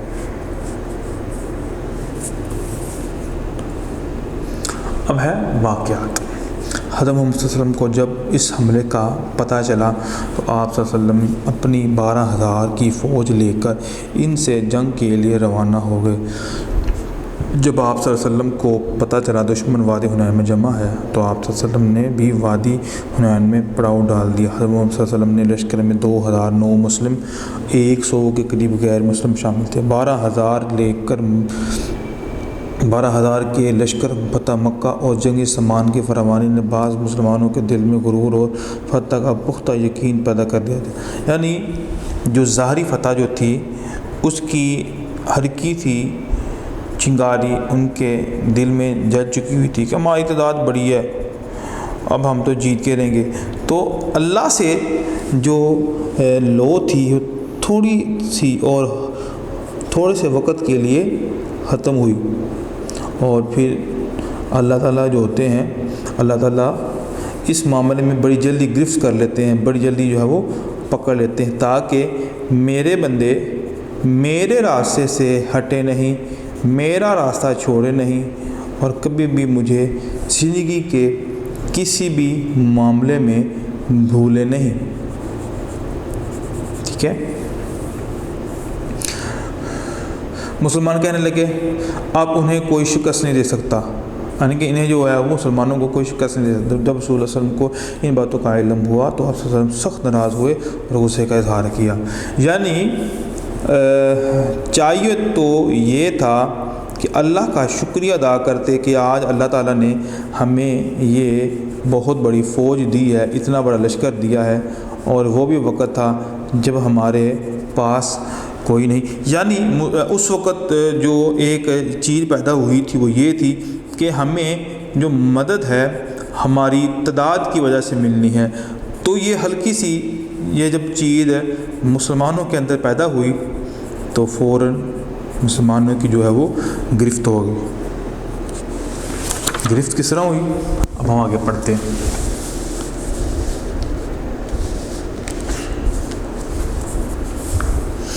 بنو حوازن اور بنو ثقیف یہ 2 قبیلے تھے جس سے میں نے آپ کو پہلے بتایا تھا۔ حنین کے پہاڑوں پر ڈیرے ڈال رکھے تھے۔ مسلمان جیسے ہی وادی میں داخل ہوئے ان قبائل کے جنگجوؤں نے ان پر تیروں کی بارش کر دی۔ مسلمان اس اچانک اور زبردست حملے کے لیے تیار نہ تھے۔ اس وجہ سے مسلمانوں کے لشکر میں بھگدڑ مچ گئی، یعنی کہ اچانک حملہ ہوا اور ایسا خطرناک اور ایسا پے در پہ تیروں کی بچھاڑ آئی کہ مسلمان اپنے قدم جو تھے وہ جما نہ سکے، اور اسی کشمکش میں ان کے جو پاؤں جو تھے وہ اکھڑ گئے، اور جس سے ہم پنجابی میں ہم کہتے ہیں تھرتلی پڑ جانا، بھگدڑ مچ جانا، اپنی جان کے لالے پڑ جانا، تو وہ مسلمانوں کے اندر اس وقت شروع ہو گیا اور مسلمان بکھرنے لگے اور وہ گھبراہٹ میں ادھر ادھر بھاگنے لگے۔ لشکر کی ترتیب قائم نہ رہی اور ہر طرف بد امنی پھیل گئی۔ ان سخت حالات میں بھی حضرت علی رضی اللہ تعالیٰ عنہ، حضرت عباس رضی اللہ تعالیٰ عنہ اور کئی دوسرے جانباز اور جانثار آپ صلی اللہ علیہ وسلم کے پاس موجود تھے۔ حضرت محمد صلی اللہ علیہ وسلم اپنی سواری سے اترے اور فرمایا، میں نبی ہوں، میں کوئی جھوٹ نہیں ہوں، میں عبد المطلب کا بیٹا ہوں۔ یعنی نبی صلی اللہ علیہ وسلم نے جب اس معاملے کو دیکھا کہ مسلمانوں کے اندر اب بھگدڑ مچ گئی ہوئی ہے، مسلمان انتشار کا شکار ہو چکے ہوئے ہیں اور مسلمانوں کی جو صفیں ہیں وہ بکھر چکی ہوئی ہیں اور نظم و ضبط نہیں ہے اور ترتیب نہیں ہے اور ہر کوئی اپنی جان بچانے کے لیے بھاگ رہا ہے، تو نبی صلی اللہ علیہ وسلم نے اس وقت جرأت اور بہادری کا مظاہرہ کرتے ہوئے اپنے خچر پر بیٹھے ہوئے آپ با آواز بلند یہ صدا لگا رہے تھے، اور یہ صدا کا مقصد یہ تھا کہ تم اکٹھے ہو، تم ڈرتے کیوں ہو، تم حق پر ہو۔ انا النبی لا کذب، انا ابن عبد المطلب، کہ میں نبی ہوں، میں کوئی جھوٹا نہیں ہوں، میں عبد المطلب کا بیٹا ہوں، مجھے اللہ تعالیٰ نے نبوت سے سرفراز کیا ہے۔ تو لہذا جب یہ باتیں سنی صحابہ کرام نے اور پھر آہستہ آہستہ جمع ہونے شروع ہوئے۔ اس موقع پر آپ صلی اللہ علیہ وسلم نے حضرت عباس رضی اللہ تعالیٰ عنہ سے فرمایا کہ انصار و مہاجرین کو پکارو۔ آپ صلی اللہ علیہ وسلم کی استقامت اور حضرت عباس رضی اللہ تعالیٰ عنہ کی آواز سن کر مسلمانوں کو حوصلہ ہوا اور وہ ہر طرف سے آ کر آپ صلی اللہ علیہ وسلم کے پاس جمع ہو گئے۔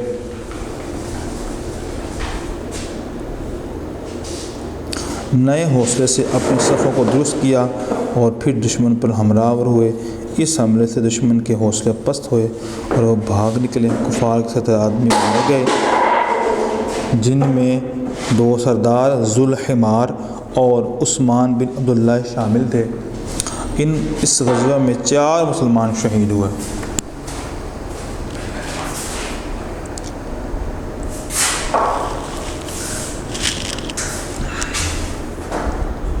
تو یہ حالت ہوئی تھی مسلمانوں کی کہ آپس میں بھگدڑ مچ گئی اور ہر ایک کو، کیونکہ جو حملہ اتنا سخت ہوا تھا، تیروں کی بچھاڑ ہوئی اور مسلمان قدم نہ جما سکے، اور کوئی دائیں جا رہا ہے، کوئی بائیں جا رہا ہے، کوئی پیچھے جا رہا ہے اپنی جان کو بچانے کے لیے، تو ترتیب خراب ہو گئی۔ پھر رسول اللہ صلی اللہ علیہ وسلم نے ان کو بلایا، جمع کیا، پھر ترتیب دی، پھر حملہ کیا اور پھر فتح ہوئی۔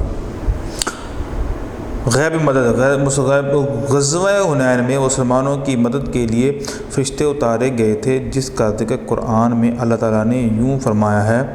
ترجمہ: پھر اللہ تعالیٰ نے اپنے رسول اور مومنین پر اطمینان اور سکون اتارا اور تمہاری مدد کے لیے لشکر بھیجے جو تمہیں نظر نہیں آئے۔ اس جنگ میں بہت سے کافر قیدی بنے، جن میں مرد، عورتیں اور بچے بھی شامل تھے، اور مسلمانوں کے ہاتھ بہت سا مال غنیمت آیا۔ حضرت محمد صلی اللہ علیہ وسلم نے مال غنیمت کا محافظ حضرت عبادہ بن بشیر اور حضرت مسعود بن عمر، یہ عمرو نہیں پڑھنا، اس کو عمر پڑھنا ہے، کو مقرر کیا اور قیدیوں کی ذمہ داری حضرت عبداللہ بن ورقہ کو دی۔ اس کے بعد آپ صلی اللہ علیہ وسلم نے طائف میں بچے کچے کفار کے خلاف فوجی کشی کا ارادہ فرمایا، کیونکہ اتحادی فوج کا کمانڈر بنو حوازن کا سردار مالک بن عوف اپنے کچھ ساتھیوں سمیت طائف بھاگ گیا تھا۔ تو یہ بیٹا یہ میں نے آپ کے سامنے ریڈنگ کر دیا۔ آپ مشقی سوالات کی طرف آتے ہیں۔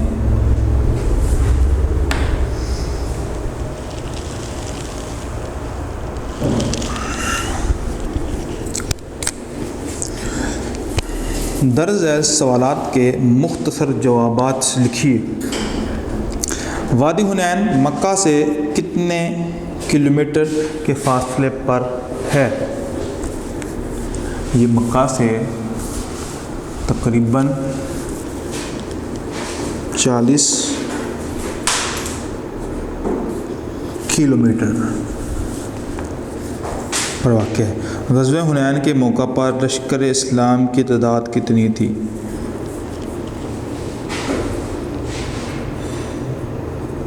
12,000۔ آگے ہے غزوہ حنین کے موقع پر لشکر اسلام میں کتنے غیر مسلم تھے؟ ایک نو مسلم ہے اور ایک غیر مسلم تھے۔ 100 کے قریب، یعنی کہ 100 کے قریب جو تھے وہ غیر مسلم تھے۔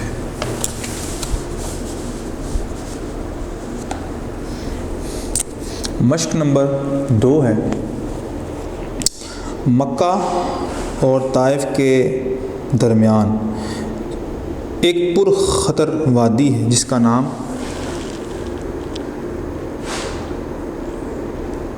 حنین ہے، ٹھیک ہے۔ اسلام دشمن قبائل میں 2 بڑے گروہ تھے، ایک ڈیش اور دوسرا بنو ثقیف اور بنو حوازن۔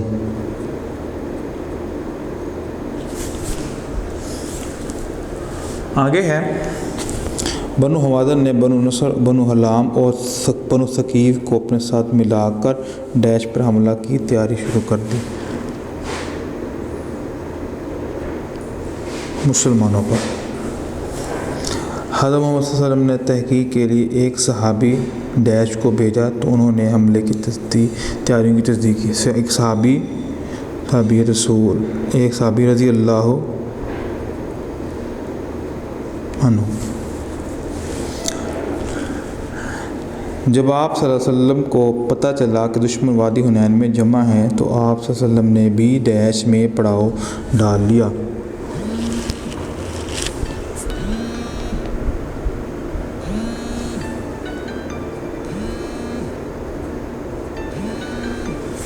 وادی حنین میں کیا کیا؟ پڑاؤ ڈال لیا۔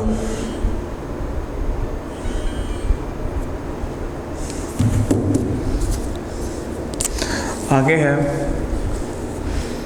مسلمان جیسے ہی وادی میں داخل ہوئے ان قبائل کے جنگجوؤں نے ان پر ڈیش کی بارش کر دی، تیروں کی۔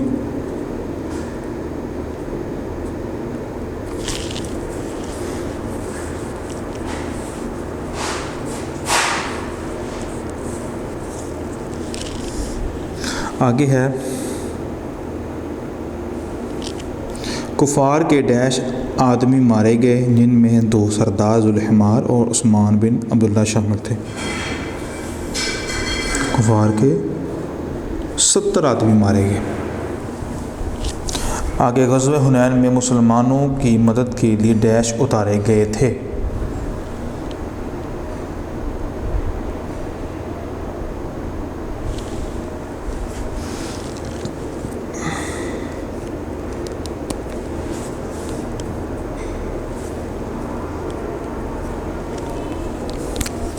آگے مشق نمبر 3 ہے،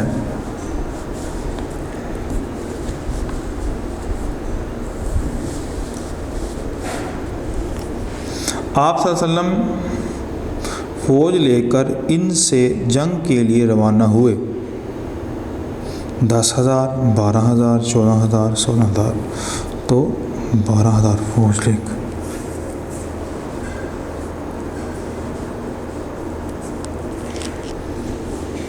حضرت محمد صلی اللہ علیہ وسلم کے لشکر میں 9 مسلم شامل تھے، 1,000، 2,000، 100 کے قریب، 800، 100 کے قریب۔ بنو حوازن اور بنو ثقیف نے ڈیرے ڈال رکھے تھے حنین کے درختوں پر، حنین کے میدانوں میں، حنین کے پہاڑوں پر، حنین کی وادی پر، حنین کی وادی پر۔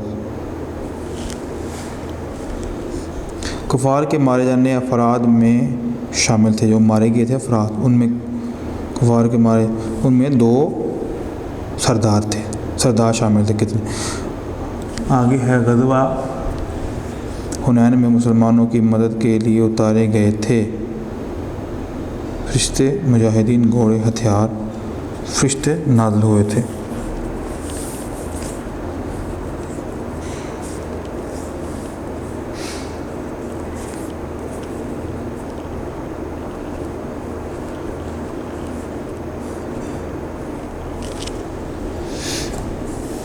آگے مشق نمبر 4 ہم پڑھتے ہیں۔ جب مکہ فتح ہو گیا تو دوسرا کوئی قبیلہ مسلمان نہ ہوا، یہ غلط ہے، بہت سے قبیلے مسلمان ہوئے۔ نمبر 2، اس جنگ میں چند کافر قیدی بنے، نہیں بہت سارے قیدی بنے، تو یہ غلط ہے۔ مسلمان جیسے ہی وادی میں داخل ہوئے ان قبائل کے جنگجوؤں نے ان پر تیروں کی بارش کر دی، ہاں بالکل ایسا ہی ہوا تھا۔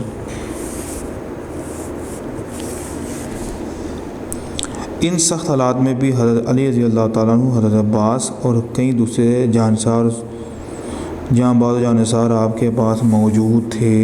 صحیح اتحادی فوج کا کمانڈر بنو حوازن کا سردار مالک بن عوف اپنے کچھ ساتھیوں سمیت مارا گیا نہیں بلکہ طائف بھاگ گیا تھا۔ تو یہ بیٹا آنسر آپ نے نوٹ کر لیں۔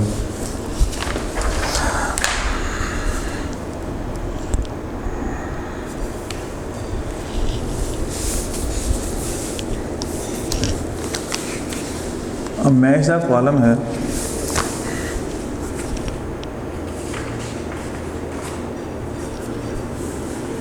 یہ قبائل اسلام دشمنی میں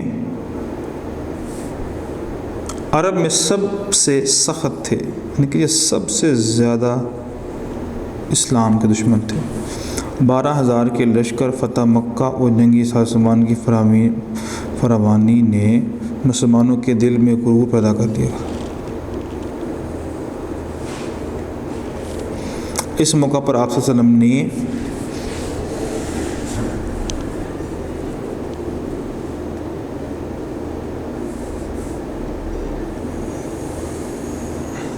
حضرت عباس سے فرمایا کہ انصار و مہاجرین کو پکارو۔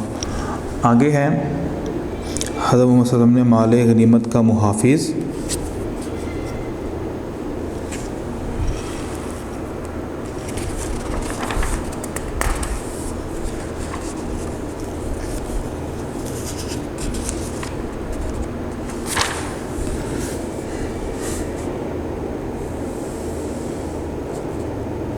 حضرت عبادہ بن بشیر اور مسعود بن بنائے، قیدیوں کی ذمہ داری حضرت دل کو دی گئی۔ تو یہ بیٹا آپ نے نوٹ کرنا ہے۔ آگے ہمارا لانگ کوشچن ہے،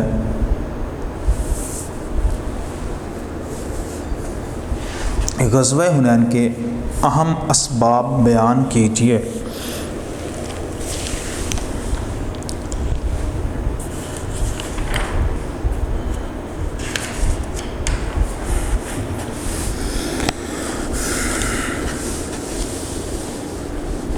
تو ایک مرتبہ پھر میں آپ کے سامنے ریڈنگ کر دیتا ہوں، نشان لگاتا ہوں، آپ نے یہاں سے یاد کرنا ہے۔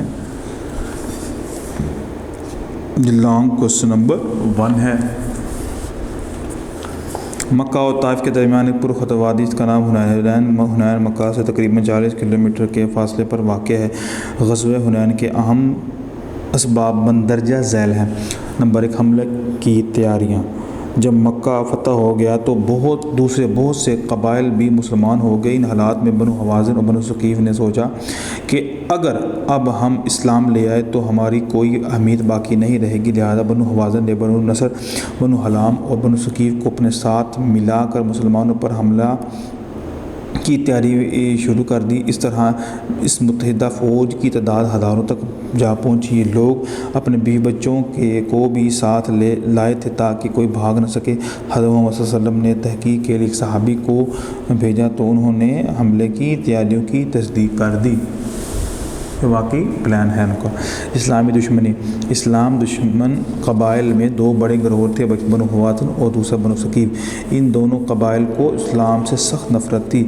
یہ دونوں قبائل عرب کے سب سے بہادر قبائل سمجھے جاتے تھے۔ یہ اسلام دشمنی میں عرب میں سب سے سخت تھے۔ نمبر 3 واقعات، یہ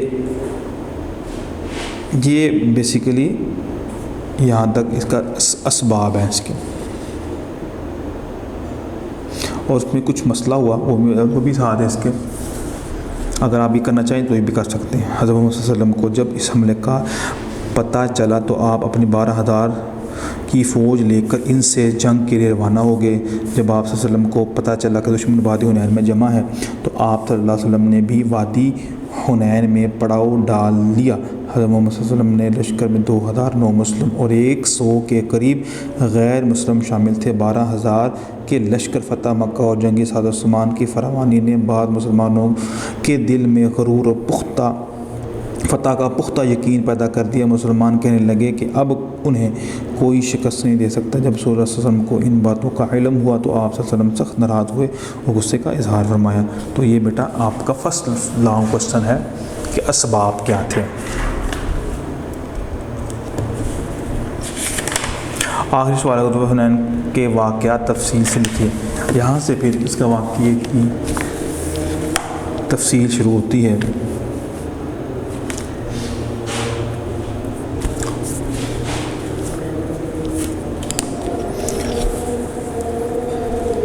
بنو ہوازن اور بنو ثقیف نے انہیں حنین کے پہاڑوں پر ڈیرے ڈال رکھے تھے۔ مسلمان جیسے ہی وادی میں داخل ہوئے ان قبائل کے جنگجوؤں نے ان پر تیروں کی بارش کر دی۔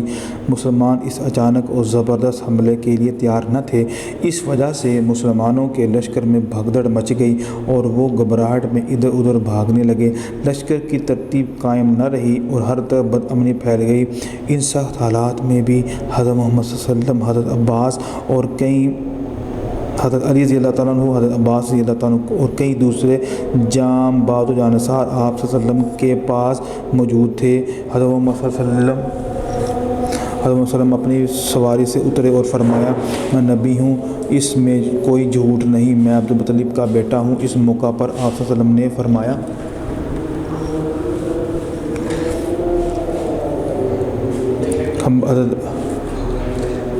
حضرت عباس سے فرمایا کہ انصار و مہاجرین کو پکارو۔ آپ صلی اللہ علیہ وسلم کی استقامت اور حضرت عباس کی آواز سن کر مسلمانوں کو حوصلہ ہوا اور ہر طرف سے آ کر آپ صلی اللہ علیہ وسلم کے پاس جمع ہو گئے۔ نئے حوصلے سے اپنی صفوں کو درست کیا اور پھر دشمن پر حملہ آور ہوئے۔ اس حملے سے دشمن کے حوصلے پست ہو گئے اور وہ بھاگ نکلے۔ کفار کے 70 آدمی مارے گئے، جن میں 2 سردار ذوالحمار اور عثمان بن عبداللہ شامل تھے۔ اس غزوہ میں 4 مسلمان شہید ہوئے۔ اور پھر غیبی مدد ہوئی کہ غزوہ حنین میں مسلمانوں کی مدد کے لیے فرشتے اتارے گئے تھے، جس کا ذکر قرآن میں اللہ تعالیٰ نے یوں فرمایا ہے، پھر اللہ تعالیٰ نے اپنے رسول اور مومنین پر اطمینان اور سکون اتارا اور تمہاری مدد کے لیے لشکر بھیجے جو تمہیں نظر نہیں آئے۔ اس جنگ میں بہت سے کافر قیدی بنے، جن میں مرد، عورت اور بچے شامل تھے۔ مسلمانوں کے ہاتھ بہت سا مال غنیمت آیا۔ حضرت محمد صلی اللہ علیہ وسلم نے مال غنیمت کا محافظ حضرت عبادہ بن بشیر رضی اللہ تعالیٰ عنہ اور حضرت مسعود بن عمر رضی اللہ تعالیٰ عنہ کو مقرر کیا اور قیدیوں کی ذمہ داری حضرت بدیل بن ورقہ کو دی۔ اس کے بعد آپ صلی اللہ علیہ وسلم نے طائف میں بچے کھچے کفار کے خلاف فوج کشی کا ارادہ فرمایا، کیونکہ اتحادی فوج کے کمانڈر اور بنو حوازن کا سردار مالک بن عوف اپنے کچھ ساتھیوں سمیت طائف بھاگ گیا تھا۔ تو یہ بیٹا یہاں تک اس کا یہ لانگ کوسچن ہے، یہاں سے شروع ہوتا ہے لانگ کوسچن نمبر 2، یہاں سے لے کر یہ یہاں تک یہ ختم ہوتا ہے۔ تو یہ ہمارا لانگ کوسچن تک جو ہے وہ کمپلیٹ ہو گیا ہے۔ اب ہمارا چیپٹر ہے غزوہ تبوک۔ فتح مکہ بھی ہم نے پڑھا، غزوہ حنین بھی پڑھا ہے، اب ہم پڑھیں گے غزوہ تبوک۔ اس کا ایک اسکیچ بھی یہاں پر موجود ہے، یہ بھی دیکھ لیجیے آپ۔ تدریسی مقاصد کیا ہیں؟ طلباء غزوہ تبوک کی وجوہات کا جائزہ لے سکیں، غزوہ تبوک کے واقعات اور نتائج بیان کر سکیں۔ آگے اہم الفاظ ہیں اس کے اندر، غزوہ تبوک ہے، وجوہات ہیں، ریزن جو ہوتی ہیں، کیسر روم ہے، یہ بادشاہ ہوتا ہے روم کا، جذبات شہادت کا جو جذبہ ہوتا ہے، منافقین جو دورہ معیار رکھتے ہیں، حربہ کوئی چیز حربہ استعمال کرنا، کوئی پلاننگ، جنگی طاقت، تفرقہ۔ آگے سب سے پہلے ہم اس کے اسباب پڑھیں گے۔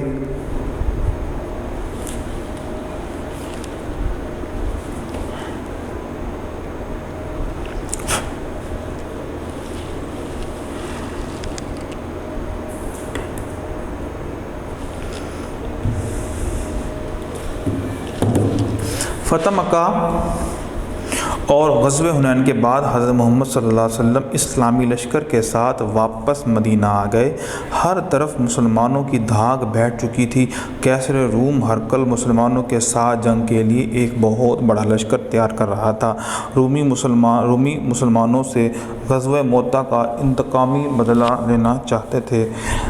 عرب کے عیسائیوں نے ہرقل کو گمراہ کرنے کے لیے مسلمانوں کے خلاف جھوٹی باتیں پھیلا رکھی تھیں، جس میں آپ صلی اللہ علیہ وسلم کی وفات، مسلمانوں کی زبوحالی اور داخلی کا انتشار کا ذکر کر کے ہرقل کو کہا کہ مسلمانوں کے خلاف جنگ کا صحیح وقت یہی ہے۔ جب مسلمانوں کو یہ دو بڑی فتوحات ملی، ایک فتح مکہ کی اور ایک غزوہ حنین کی، اس سے بہت سے دشمنان اسلام کی جو کمر جو ہے وہ ٹوٹ گئی ہے۔ اور جب اس غزووں سے مسلمانوں کی ہر طرف ایک دھاک بیٹھ گئی اور ایک رعب و دبدبہ بیٹھ گیا، لیکن جو کیسر روم ہرقل جو تھا اس کا جو پلان کچھ اور ہی تھا، تو اس نے اپنے پلان کے اندر مسلمانوں کے خلاف لڑائی کرنا، اس کے لیے حوالے سے اس نے لشکر تیار کرنا شروع کر دیا۔ اور وہاں کے جو روم کے اندر جو عرب کے جو تھے عیسائی تھے، انہوں نے گمراہ کرنا شروع کر دیا ہرقل کو کہ وہ مسلمانوں پر چڑھائی کریں، کیونکہ ان کے جو نبی ہیں وہ فوت ہو چکے ہوئے ہیں، اب وہ کچھ نہیں کر سکتے ہیں، وہ ذبوحالی کا شکار ہیں، وغیرہ وغیرہ۔ رومی مسلمانوں کی عظیم فتح مکہ سے اور بنو حوازن کی شکست سے خاصے پریشان تھے، اسی وجہ سے وہ مسلمانوں سے خوف زدہ ہو گئے تھے۔ حضرت محمد صلی اللہ علیہ وسلم کو ہرقل کے جنگی ارادوں کی مسلسل خبر تھی، اس لیے آپ صلی اللہ علیہ وسلم چاہتے تھے کہ رومیوں کو ان کی اپنی ہی سرحدوں پر روک دیا جائے۔ آپ صلی اللہ علیہ وسلم نے رومیوں کے خلاف جہاد کا اعلان فرمایا۔ رومیوں کے خلاف اس جہاد کو غزوہ تبوک کہا جاتا ہے۔ تبوک مدینہ سے دمشق کی جانب تقریباً 700 کلومیٹر کی دوری پر واقع ہے۔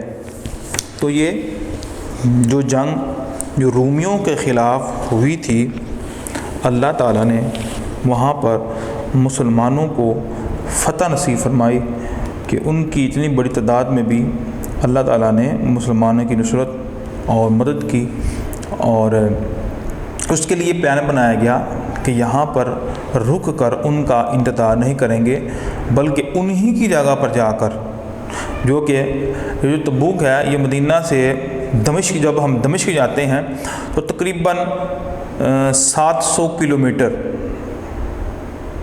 اتنے دور پر یہ مقام ہے، وہاں پر مسلمان پہنچ گئے اور ان کے قلعے کا جو ہے وہ محاصرہ کر لیا۔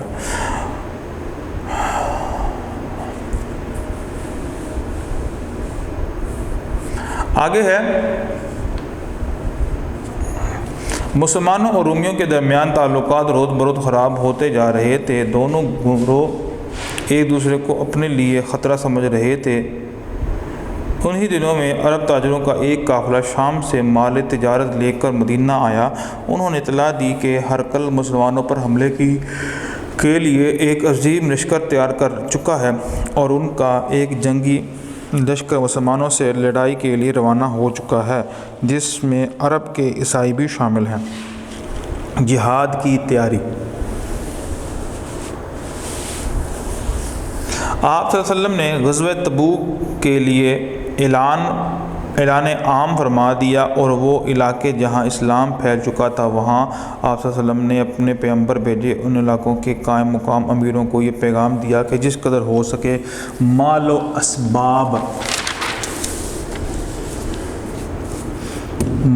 اسباب کے ساتھ اس غزوہ میں شرکت کریں۔ مسلمانوں کو کا اللہ پر ایمان اور اس کے رسول سے محبت اور دین سے لگاؤ اس حد تک تھا کہ انتہائی گرمی اور سختی کے باوجود بھی مسلمانوں پر جذبہ جہاد اور جذبہ شہادت حاوی رہا۔ غزوہ تبوک کے موقع پر مسلمانوں کے 3 گروہ سامنے آئے۔ اب گرمی بہت زیادہ تھی، گرمی اپنی شدت اور اپنی عروج پر پہنچی ہوئی تھی، اور مسلمانوں سے پھر چندہ جو ہے وہ ہم کہتے ہیں وہ بھی مانگا گیا کہ آپ اس معرکے کے لیے، اس جہاد کے لیے آپ نے تعاون کرنا ہے، اپنا مال جو ہے وہ خرچ کرنا ہے۔ تو اس حوالے سے اللہ کے رسول صلی اللہ علیہ وسلم نے مختلف علاقوں میں اپنے جو پیغمبر ہوتے ہیں اور ان کو بھیجا کہ وہ وہاں سے مال اکٹھا کریں اس جہاد کی تیاری کے لیے، چونکہ سفر بہت لمبا ہے، تبوک 700 کلومیٹر دور ہے مدینہ سے۔ تو پھر اس جنگ کے اندر 3 طرح کے لوگ سامنے آئے۔ پہلا گروہ ان لوگوں پر مشتمل تھا جن کو اللہ اور اس کے رسول پر یقین کامل تھا اور ان کے دل جذبہ جہاد اور جذبہ شہادت سے سرشار تھے۔ یہ گروہ بغیر کسی ڈر اور خوف کے آپ صلی اللہ علیہ وسلم کے ساتھ جہاد کے لیے روانہ ہو گیا، یعنی ان کو یہ یقین تھا اللہ اور اس کے رسول جو بھی بات کہتے ہیں وہ ہمارے حق میں بہتر ہوتی ہے، اور جن جن باتوں کا اللہ اور اس کے رسول نے وعدہ کیا ہے وہ ویسا ہی ہوگا۔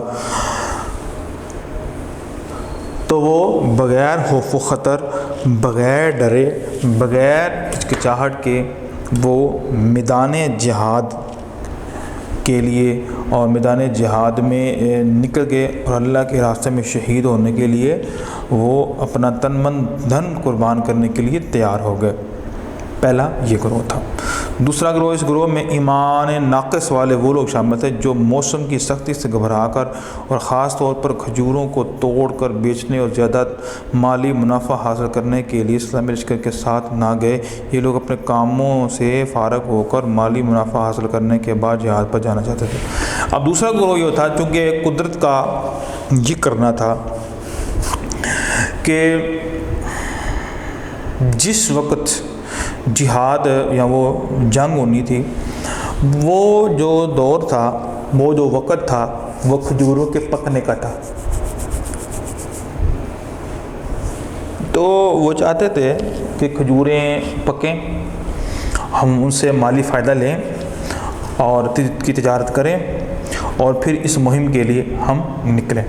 یعنی فوراً ہی رسول اللہ صلی اللہ علیہ وسلم کی بات کو نہیں مانا، بلکہ حیل و حجت اور دنیاوی مال و زر کی جو ہوس نے ان کو میدان جہاد سے پیچھے رہنے پر مجبور کیا، اور یہ کہا کہ ہمارا بھی تو کھجوریں پکی ہوئی ہیں اور اب ہم اس کو اتاریں گے، پھر اس کو فروخت کریں گے، پھر اس سے مال حاصل کریں گے، اور پھر ہم جہاد کے لیے، یعنی کہ جہاد سے ان کو انکار نہیں کیا تھا، لیکن ساتھ کا یہ بھی انہوں نے ایک ان کے ذہن میں تھا کہ ہم جائیں گے لیکن یہ کام کر کے ہم پھر جائیں گے۔ تیسرا گروہ منافقوں کا تھا۔ تیسرا گروہ وہ منافقین کا تھا جو کہتے تھے کہ ایسی گرمی میں جہاد کے لیے نہ نکلا جائے۔ اللہ تعالیٰ نے منافقین کو ان الفاظ میں تنبیہ کیا، وہ کہتے ہیں ایسی گرمی میں باہر نہ نکلو۔ آپ صلی اللہ علیہ وسلم فرما دیجیے جہنم کی گرمی تو اس سے بھی زیادہ ہے، کاش یہ لوگ اس بات کو سمجھتے۔ تو تیسرا گروہ منافقین کا تھا جو لوگوں کو بدظن کر رہے تھے، بھائی اتنی گرمی ہے، اتنی گرمی میں ابلنا ہے، اتنی گرمی میں تمہارا کیا بنے گا، اس طرح کی باتیں کر کے لوگوں کو بدظن کر رہے تھے۔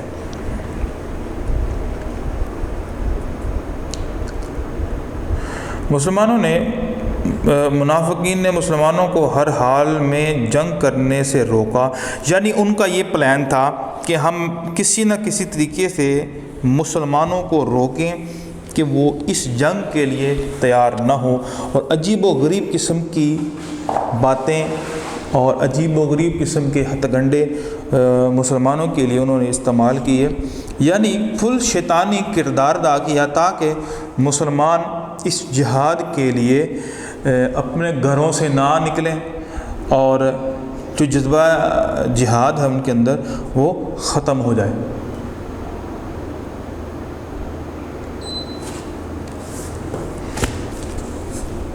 دوسرا، روم کی جنگی طاقت مسلمانوں کے مقابلے میں بہت زیادہ ہے، اتنی بڑی طاقت سے ٹکرانا ابھی مسلمانوں کے بس کی بات نہیں ہے۔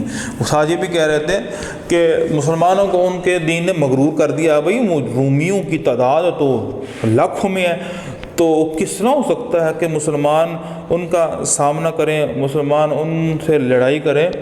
تو یہ تو خود اپنے آپ کو کنویں میں ڈالنا اور موت کے قریب لانے کے مترادف ہے۔ تو یہ تو بہت بڑی بیوقوفی ہے، یہ منافقین کہہ رہے تھے یہ تو بہت بڑی بیوقوفی ہے، مسلمانوں کو ان کے دین نے مغرور کر دیا ہوا ہے، لہذا یہ تو خودکشی سے کم نہیں ہے۔ تو یہ بھی باتیں کر کر کے وہ مسلمانوں کو جہاد سے روک رہے تھے۔ پہلے تو انہوں نے گرمی کا بولا تھا، دوسری بولا کہ رومیوں کا جو لشکر ہے وہ بہت بڑا ہے۔ اتنی بڑی طاقت سے ٹکرانا ابھی مسلمانوں کے بس کی بات نہیں۔ منافقین نے یہ بہانہ بھی بنایا کہ راستے میں خشک میدان پڑتا ہے اور اتنی گرمی میں پانی کے بغیر جینا مشکل ہے، اس لیے انہیں مشکل اور کٹھن سفر سے پرہیز کرنا چاہیے، کیونکہ اکثر مسلمانوں کے پاس اپنی سواری بھی نہیں ہے۔ اب سفر بہت لمبا تھا، راستے میں کچھ ایسی جگہ بھی تھی، کچھ خشک جو ہے وہ پہاڑ بھی تھے، جہاں پر کچھ ایسی جگہ بھی تھی جہاں بالکل پانی جو ہے وہ نہیں، تو مسلمان کس طرح اس گرمی کو برداشت کریں گے اور پانی کے بغیر سفر کریں گے؟ تو یہ مسلمانوں کے ایمانوں کو چیک کیا جا رہا تھا منافقین کی طرف سے، اس لیے انہیں مشکلوں کو کٹھن سفر پر کرنا چاہیے، کیونکہ اکثر مسلمانوں کے پاس اپنی سواری نہیں ہے، سواری بھی نہیں ہے، سواری تو پیدل کرنا ہے، تو اتنا لمبا سفر جو کرنا ہے تو اس کے لیے پلان ہونا چاہیے۔ مدینہ کے منافق اسلام اور مسلمان کے خلاف تھے۔ منافقین یہ ساری سازشیں خویلم نامی یہود کے گھر میں کرتے تھے۔ منافقوں نے اسلام کے خلاف سازشوں کے لیے ایک مسجد زرار تعمیر کی، جہاں وہ مسلمانوں میں تفرقہ اور نا اتفاقی پیدا کرنے میں منصوبے بنایا کرتے تھے، یعنی کہ پھر انہوں نے یہ اس جہاد کے لیے یا ویسے ہی مسلمانوں کے خلاف پلاننگ کے لیے یہودیوں کے گھر کے اندر ایک جگہ بنائی ہوئی تھی، جہاں پر وہ بیٹھ کر مسلمانوں کے خلاف پلاننگیں کیا کرتے تھے، مسلمانوں کے خلاف منصوبے تیار کیا کرتے تھے کہ کس طرح ہم مسلمانوں کو نقصان پہنچا سکتے ہیں، کس طرح ان کو دور کر سکتے ہیں۔ لیکن اللہ تعالیٰ نے ان کی ہر کوشش ناکام بنا دی، اور نبی کریم صلی اللہ علیہ وسلم نے ان کی افواہوں کو لوگوں کے دلوں سے نکال کر جہاد کی تیاری مکمل کر لی۔ آپ صلی اللہ علیہ وسلم نے علی رضی اللہ عنہ کو مدینہ میں اپنا جانشین بنایا۔ آپ صلی اللہ علیہ وسلم نے منافقین کو ان کے سردار عبداللہ بن ابی کے ساتھ اپنے لشکر سے باہر نکال دیا۔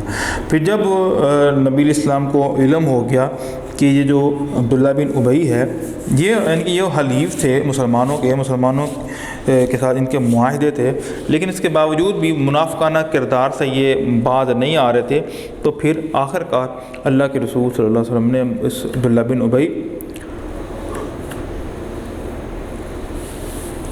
اور اس کے جو جانثار تھے، اس کی ہیلپ کرنے والے یا اس کے جو چیلے جو تھے، ان سب کو اس جنگ سے، اس لشکر سے باہر نکال دیا۔ اب اس کے بعد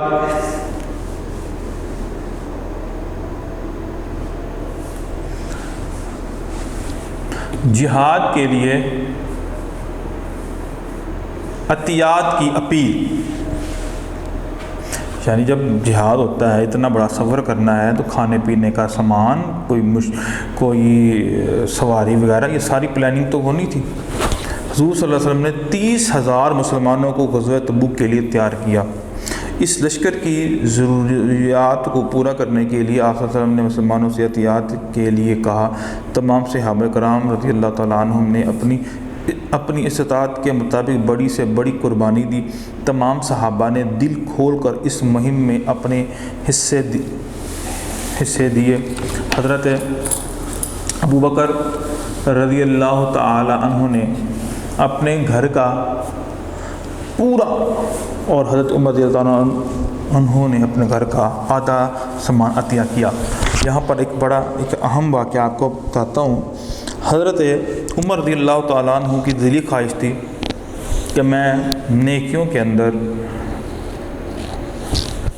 حضرت ابوبکر رضی اللہ تعالیٰ عنہ سے آگے بڑھ جاؤں۔ وہ ہر وقت یہی کوشش کیا کرتے تھے، یعنی کہ یہ کوشش کرنی بھی چاہیے کہ نیک کاموں میں افضل ہونے کے اعتبار سے مجھے کوشش یہی کرنی چاہیے کہ میں کس طرح افضل ہو سکتا ہوں۔ تو لہذا حضرت عمر رضی اللہ تعالیٰ عنہ بھی بڑی کوشش کیا کرتے تھے۔ تو اس غزوہ تبوک کے موقع پر حضرت عمر کے پاس چونکہ مال کافی زیادہ تھا اور اس وقت ان کے پاس اور حضرت ابوبکر صدیق کے پاس مال کم تھا، تو آج یہ پلان بنا رہے تھے کہ آج میں ابوبکر سے مقام لے جاؤں گا، میں ابوبکر سے آگے بڑھ جاؤں گا۔ تو جب وہ گھر کا آدھا سامان لے کر رسول اللہ صلی اللہ علیہ وسلم کی خدمت میں حاضر ہوئے، کہا اللہ کے رسول گھر کا آدھا سامان میں نے آپ کی خدمت میں پیش کر دیا ہے، تو میں گھر میں کیا چھوڑا ہے؟ میں گھر باقی آدھا جو ہے وہ میں نے گھر چھوڑا ہے۔ ابوبکر رضی اللہ تعالیٰ عنہ سے پوچھا بھائی آپ نے کتنا گھر چھوڑا ہے؟ تو حضرت ابوبکر رضی اللہ تعالیٰ عنہ نے فرمایا صدیق کے لیے خدا اس کا رسول بر، یعنی کہ خدا ابوبکر کو خدا اور اس کے رسول کی محبت ہی کافی ہے۔ کہا گھر میں کچھ نہیں چھوڑا ہے، گھر میں ایک سوئی بھی پڑی ہوئی تھی تو وہ بھی میں نے لا کر رسول اللہ صلی اللہ علیہ وسلم کے قدم کے اندر نشاور کر دی۔ پھر وہاں پر احساس ہوا حضرت عمر رضی اللہ تعالیٰ عنہ کو کہ میں کبھی بھی ابوبکر رضی اللہ تعالیٰ عنہ سے نیکیوں میں آگے نہیں بڑھ سکتا ہوں۔ یہ مقام اللہ تعالیٰ نے انہی کو دیا ہے، یہ شرف اللہ تعالیٰ نے انہی کو نوازا ہے۔ حضرت ابو عقیل انصاری رضی اللہ تعالیٰ عنہ دن بھر کی محنت مزدوری لے کر چلے آئے۔ خواتین اسلام نے اپنے زیور حاضر کر دیے۔ غرض یہ کہ مسلمانوں نے اپنی حیثیت سے بڑھ کر عطیات پیش کیا، یعنی جتنا بھی ہو سکتا تھا، حد المقدور انہوں نے کوشش کی کہ اس جنگ کے اندر ہر طرح سے مالی بھی جسمانی بھی تعاون جو ہے وہ کر سکے۔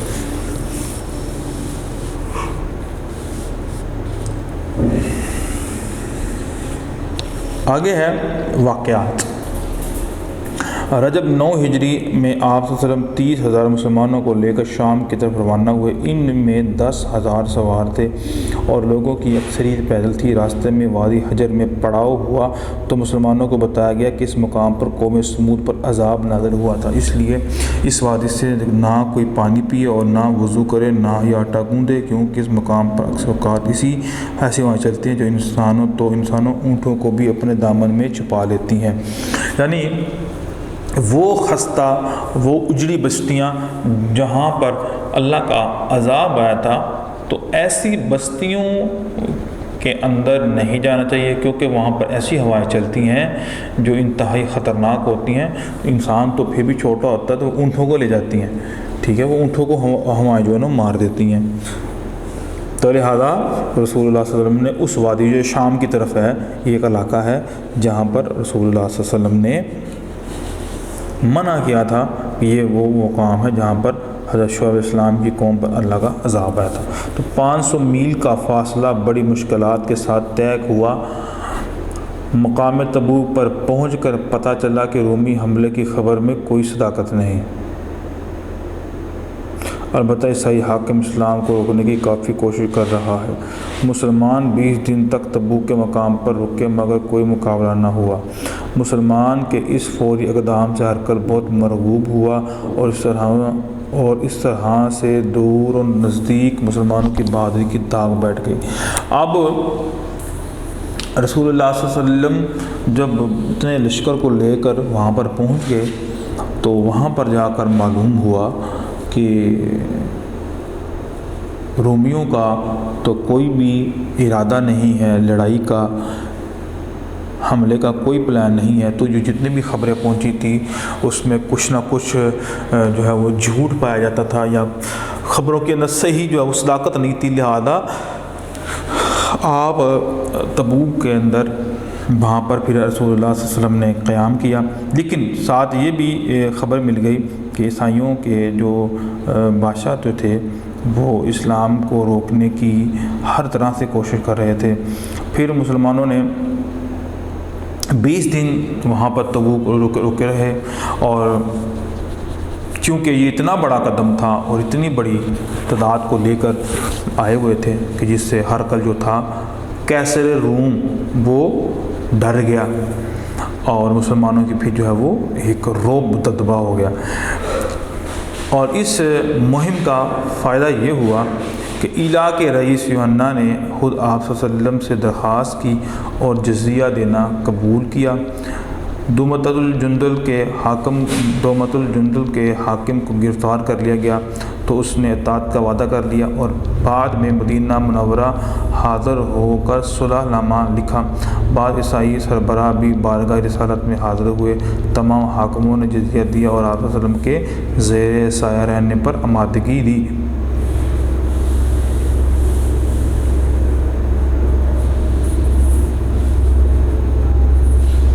آگے ہے غزوہ تبوک۔ 50 دن پر محیط رہنے کے اس پر رسول اللہ صلی اللہ علیہ وسلم نے گھیراؤ کر لیا ہوا تھا، محاصرہ کر لیا ہوا تھا۔ مسلمانوں نے 20 دن تبوک میں قیام کیا اور 30 دن آنے جانے میں صرف ہوئے۔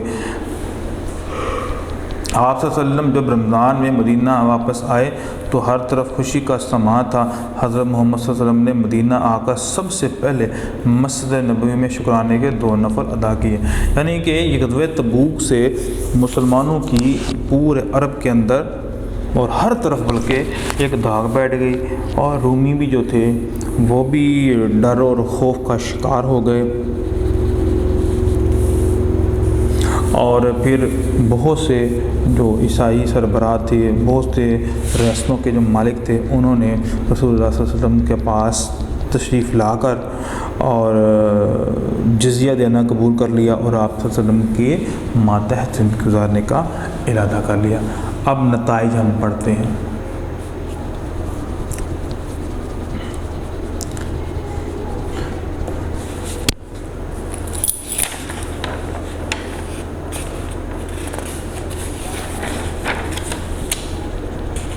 یہ ہمارا لاسٹ کوشچن بھی ہے، یہاں سے لے کے یہاں تک کوشچن نمبر 4 بھی ہے۔ تبوک میں اگرچہ جنگ نہ ہوئی تھی مگر پھر بھی اس کے نتائج مسلمانوں کے حق میں بہترین ثابت ہوئے۔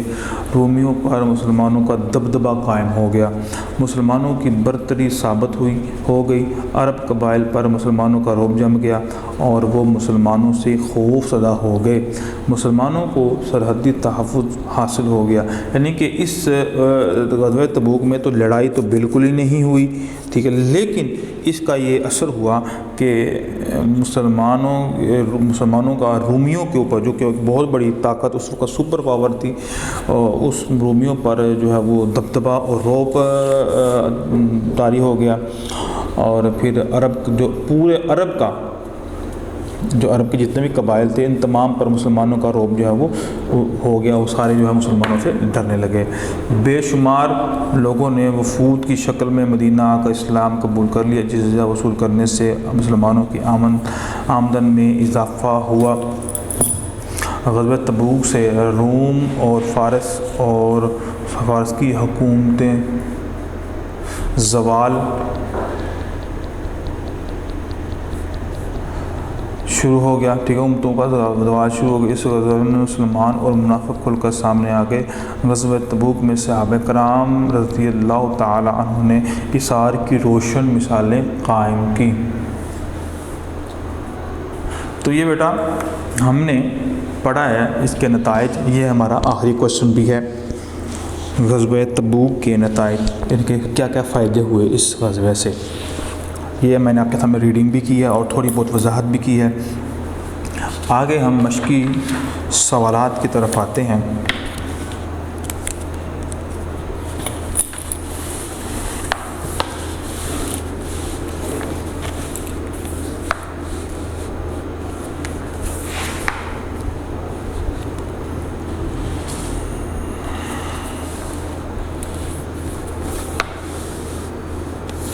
پہلا سوال ہے، ہرقل کس کے ساتھ لڑنے کی تیاری کر رہا تھا؟ مسلمانوں کے خلاف لڑنے کی، ٹھیک ہے۔ تبوک مدینہ سے کتنے کلومیٹر کے فاصلے پر واقع ہے؟ یہ تقریباً 700، ٹھیک ہے۔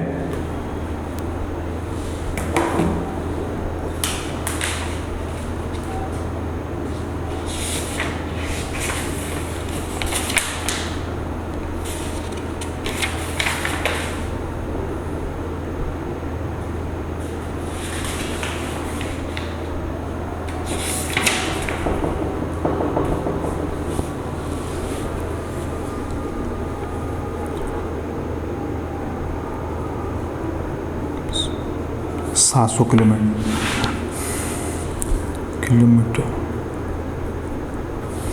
غزوہ تبوک کے موقع پر مسلمانوں کے کتنے گروہ سامنے ہیں؟ 3۔ حضور صلی اللہ علیہ وسلم نے تبوک میں کتنے دن قیام کیا؟ 50 دن پھر نبی پاک صلی اللہ علیہ وسلم نے وہاں پر قیام کیا۔ مشق نمبر 2 ہے،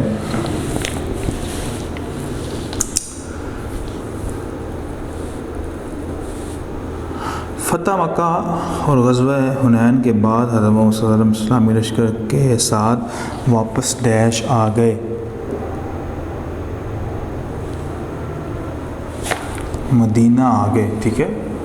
کہاں پہ آ گئے؟ آپ صلی اللہ علیہ وسلم نے منافقین کو ان کے سردار کے ساتھ اپنے لشکر سے باہر نکال دیا۔ سردار کا نام کیا تھا؟ عبداللہ بن ابی، اس کو ابی نہیں پڑھنا، ابی پڑھنا ہے۔ رومی کے خلاف اس غزوے کو غزوہ تبوک کہتے ہیں۔ مسلمانوں اور ڈیش کے درمیانی تعلقات روز بروز خراب ہو رہے تھے۔ رومیوں، قیصر روم ہرقل کو مسلمانوں کے ساتھ جنگ کے لیے ایک بہت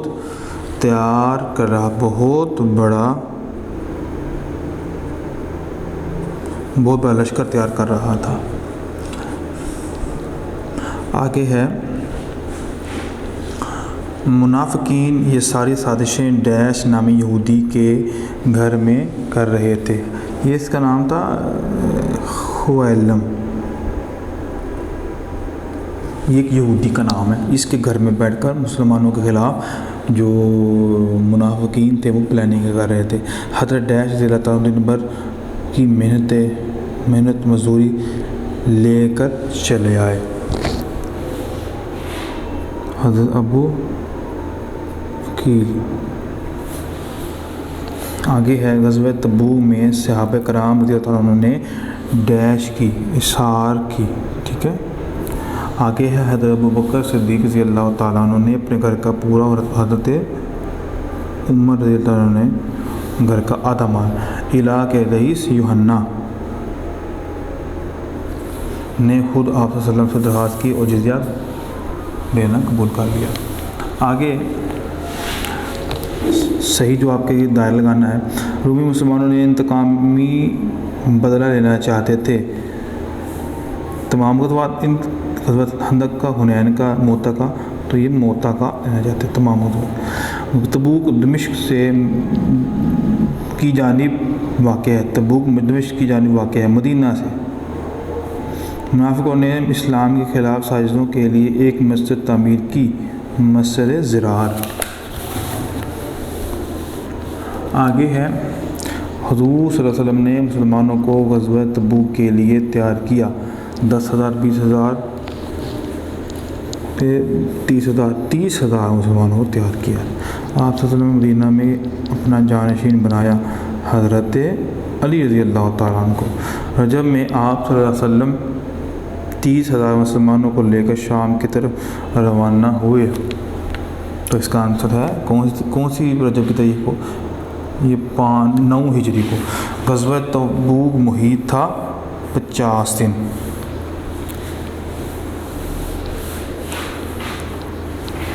آگے ایک کراس ہے،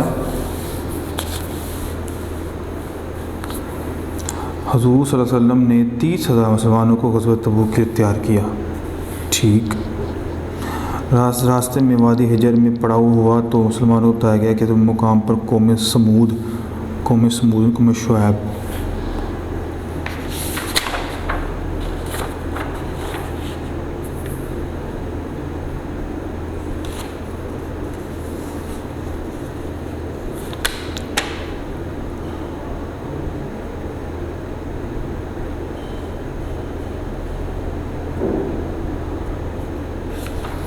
آگے ہے، علا کے رئیس یوحنا نے خود آپ صلی اللہ علیہ وسلم سے جنگ کرنا قبول کیا نہیں، غلط ہے یہ۔ غزوہ تبوک کے موقع پر 50 دن آنے جانے میں صرف وہی، غلط ہے یہ بھی۔ بعض عیسائی سربراہ بھی بارگاہ رسالت میں حاضر ہوئے، تمام حاکموں نے جزوہ دیا، یہ ٹھیک ہے۔ آگے ہے محض کا کالم، پہلا گروہ ان لوگوں پر مشتمل تھا جن کو اللہ اور اس کے رسول پر کامل یقین تھا۔ خواتین اسلام نے اپنے زیور ہاتھ کر دیے، غرض کے مسلمانوں نے اپنی حیثیت کے مطابق غزوہ تبوک میں 10,000 سوار شامل تھے۔ حضرت محمد صلی اللہ علیہ وسلم نے مدینہ آ کر سب سے پہلے مسجد نبوی میں شکرانے کے نفل عطا کیے، اور تبوک میں اگرچہ جنگ نہ ہوئی، نتائج مسلمانوں کے حق میں بہترین ثابت ہوئے۔ تو یہ ہے محض کالم۔ اب ہمارے لانگ کوشچن ہیں،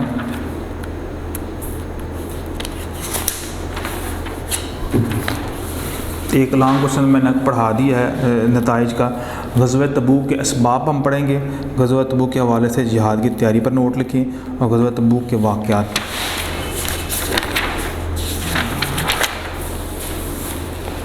پہلے ہم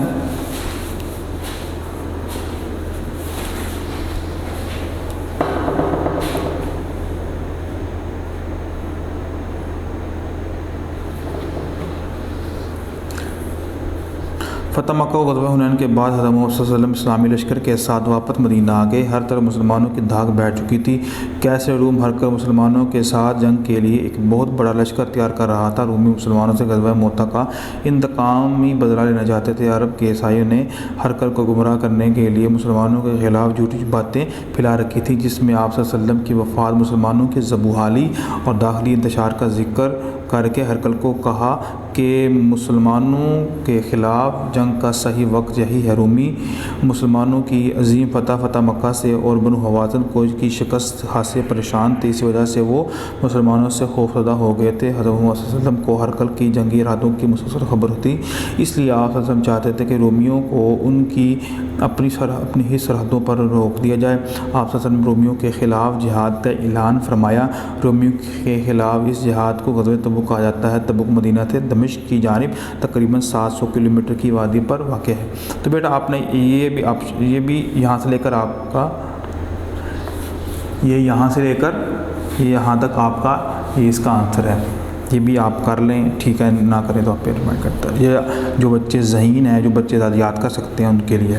دوسرا ہے جہاد کی تیاری، مسلمانوں کی جو جہاد کی تیاری کس طرح ہوئی۔ آپ صلی اللہ علیہ وسلم نے غزوہ تبوک کے لیے اعلان عام فرما دیا، اور وہ علاقے جہاں اسلام پھیل چکا ہے وہاں آپ صلی اللہ علیہ وسلم نے اپنے پیغمبر بھیجے اور ان علاقوں کے قائم مقام امیروں کو یہ پیغام دیا کہ جس قدر ہو سکے مال و اسباب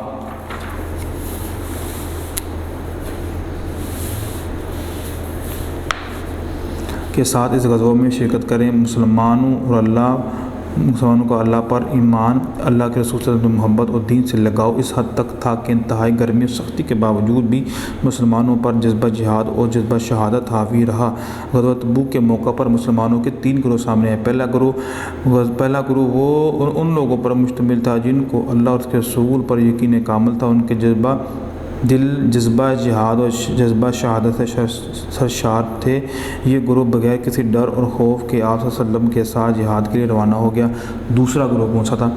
اس گروہ میں ایمان ناقص والے لوگ شامل تھے جو موسم کی سختی سے گھبرا کر اور خاص طور پر کھجوروں کو توڑنے کے بیچنے اور زیادہ مالی منافع حاصل کرنے کے لیے اسلامی لشکر کے ساتھ نہ گئے۔ یہ لوگ اپنے کاموں میں فارغ ہو کر اور مالی منافع حاصل کرنے کے بعد جہاد پر جانا چاہتے تھے۔ اور تیسرا گروہ جو تھا وہ یہ تھا، تیسرا گروہ وہ منافقین کا تھا جو کہتے تھے کہ ایسی گرمی میں جہاد کے لیے نہ نکلا جائے۔ اللہ تعالیٰ نے منافقین کو ان الفاظ تنبیہ کی ہے کہ وہ کہتے ہیں ایسی گرمی میں باہر نہ نکلو، آپ فرما دیجیے جہنم کی گرمی تو اس سے بھی زیادہ سخت ہے۔ کاش یہ لوگ اس بات کو سمجھتے۔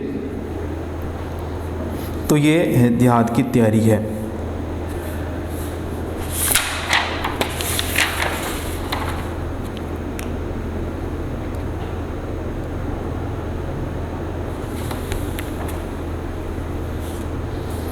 ٹھیک ہے، آگے یہاں پر ہے منافقین کا جو طرز عمل ہے، انہوں نے کس طرح مسلمانوں کو جہاد سے روکا اور مسلمانوں کے جو خلاف مسلمانوں کو کس طرح روکنے کے لیے کیا کیا ہتھ کنڈے استعمال کیے، تو یہ ساری باتیں اس میں بھی آ جاتی ہیں۔ منافقین نے مسلمانوں کو ہر حال میں جنگ کرنے سے روکا، جنگ سے بددل کرنے کے لیے حربے استعمال کیے۔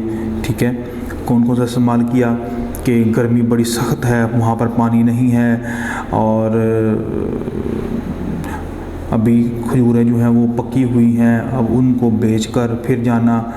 اور پھر انہوں نے یہودیوں کی ایک جو جگہ تھی، خویلم نامی ایک شخص تھا، اس کے گھر میں بیٹھ کر مسلمانوں کے خلاف پلاننگ کرتے تھے۔ پھر رسول اللہ صلی اللہ علیہ وسلم کو جب علم ہوا، آپ صلی اللہ علیہ وسلم نے اس کو اپنے لشکر سے نکالا، ٹھیک ہے، اور وہاں سے بھگا دیا یہاں تک۔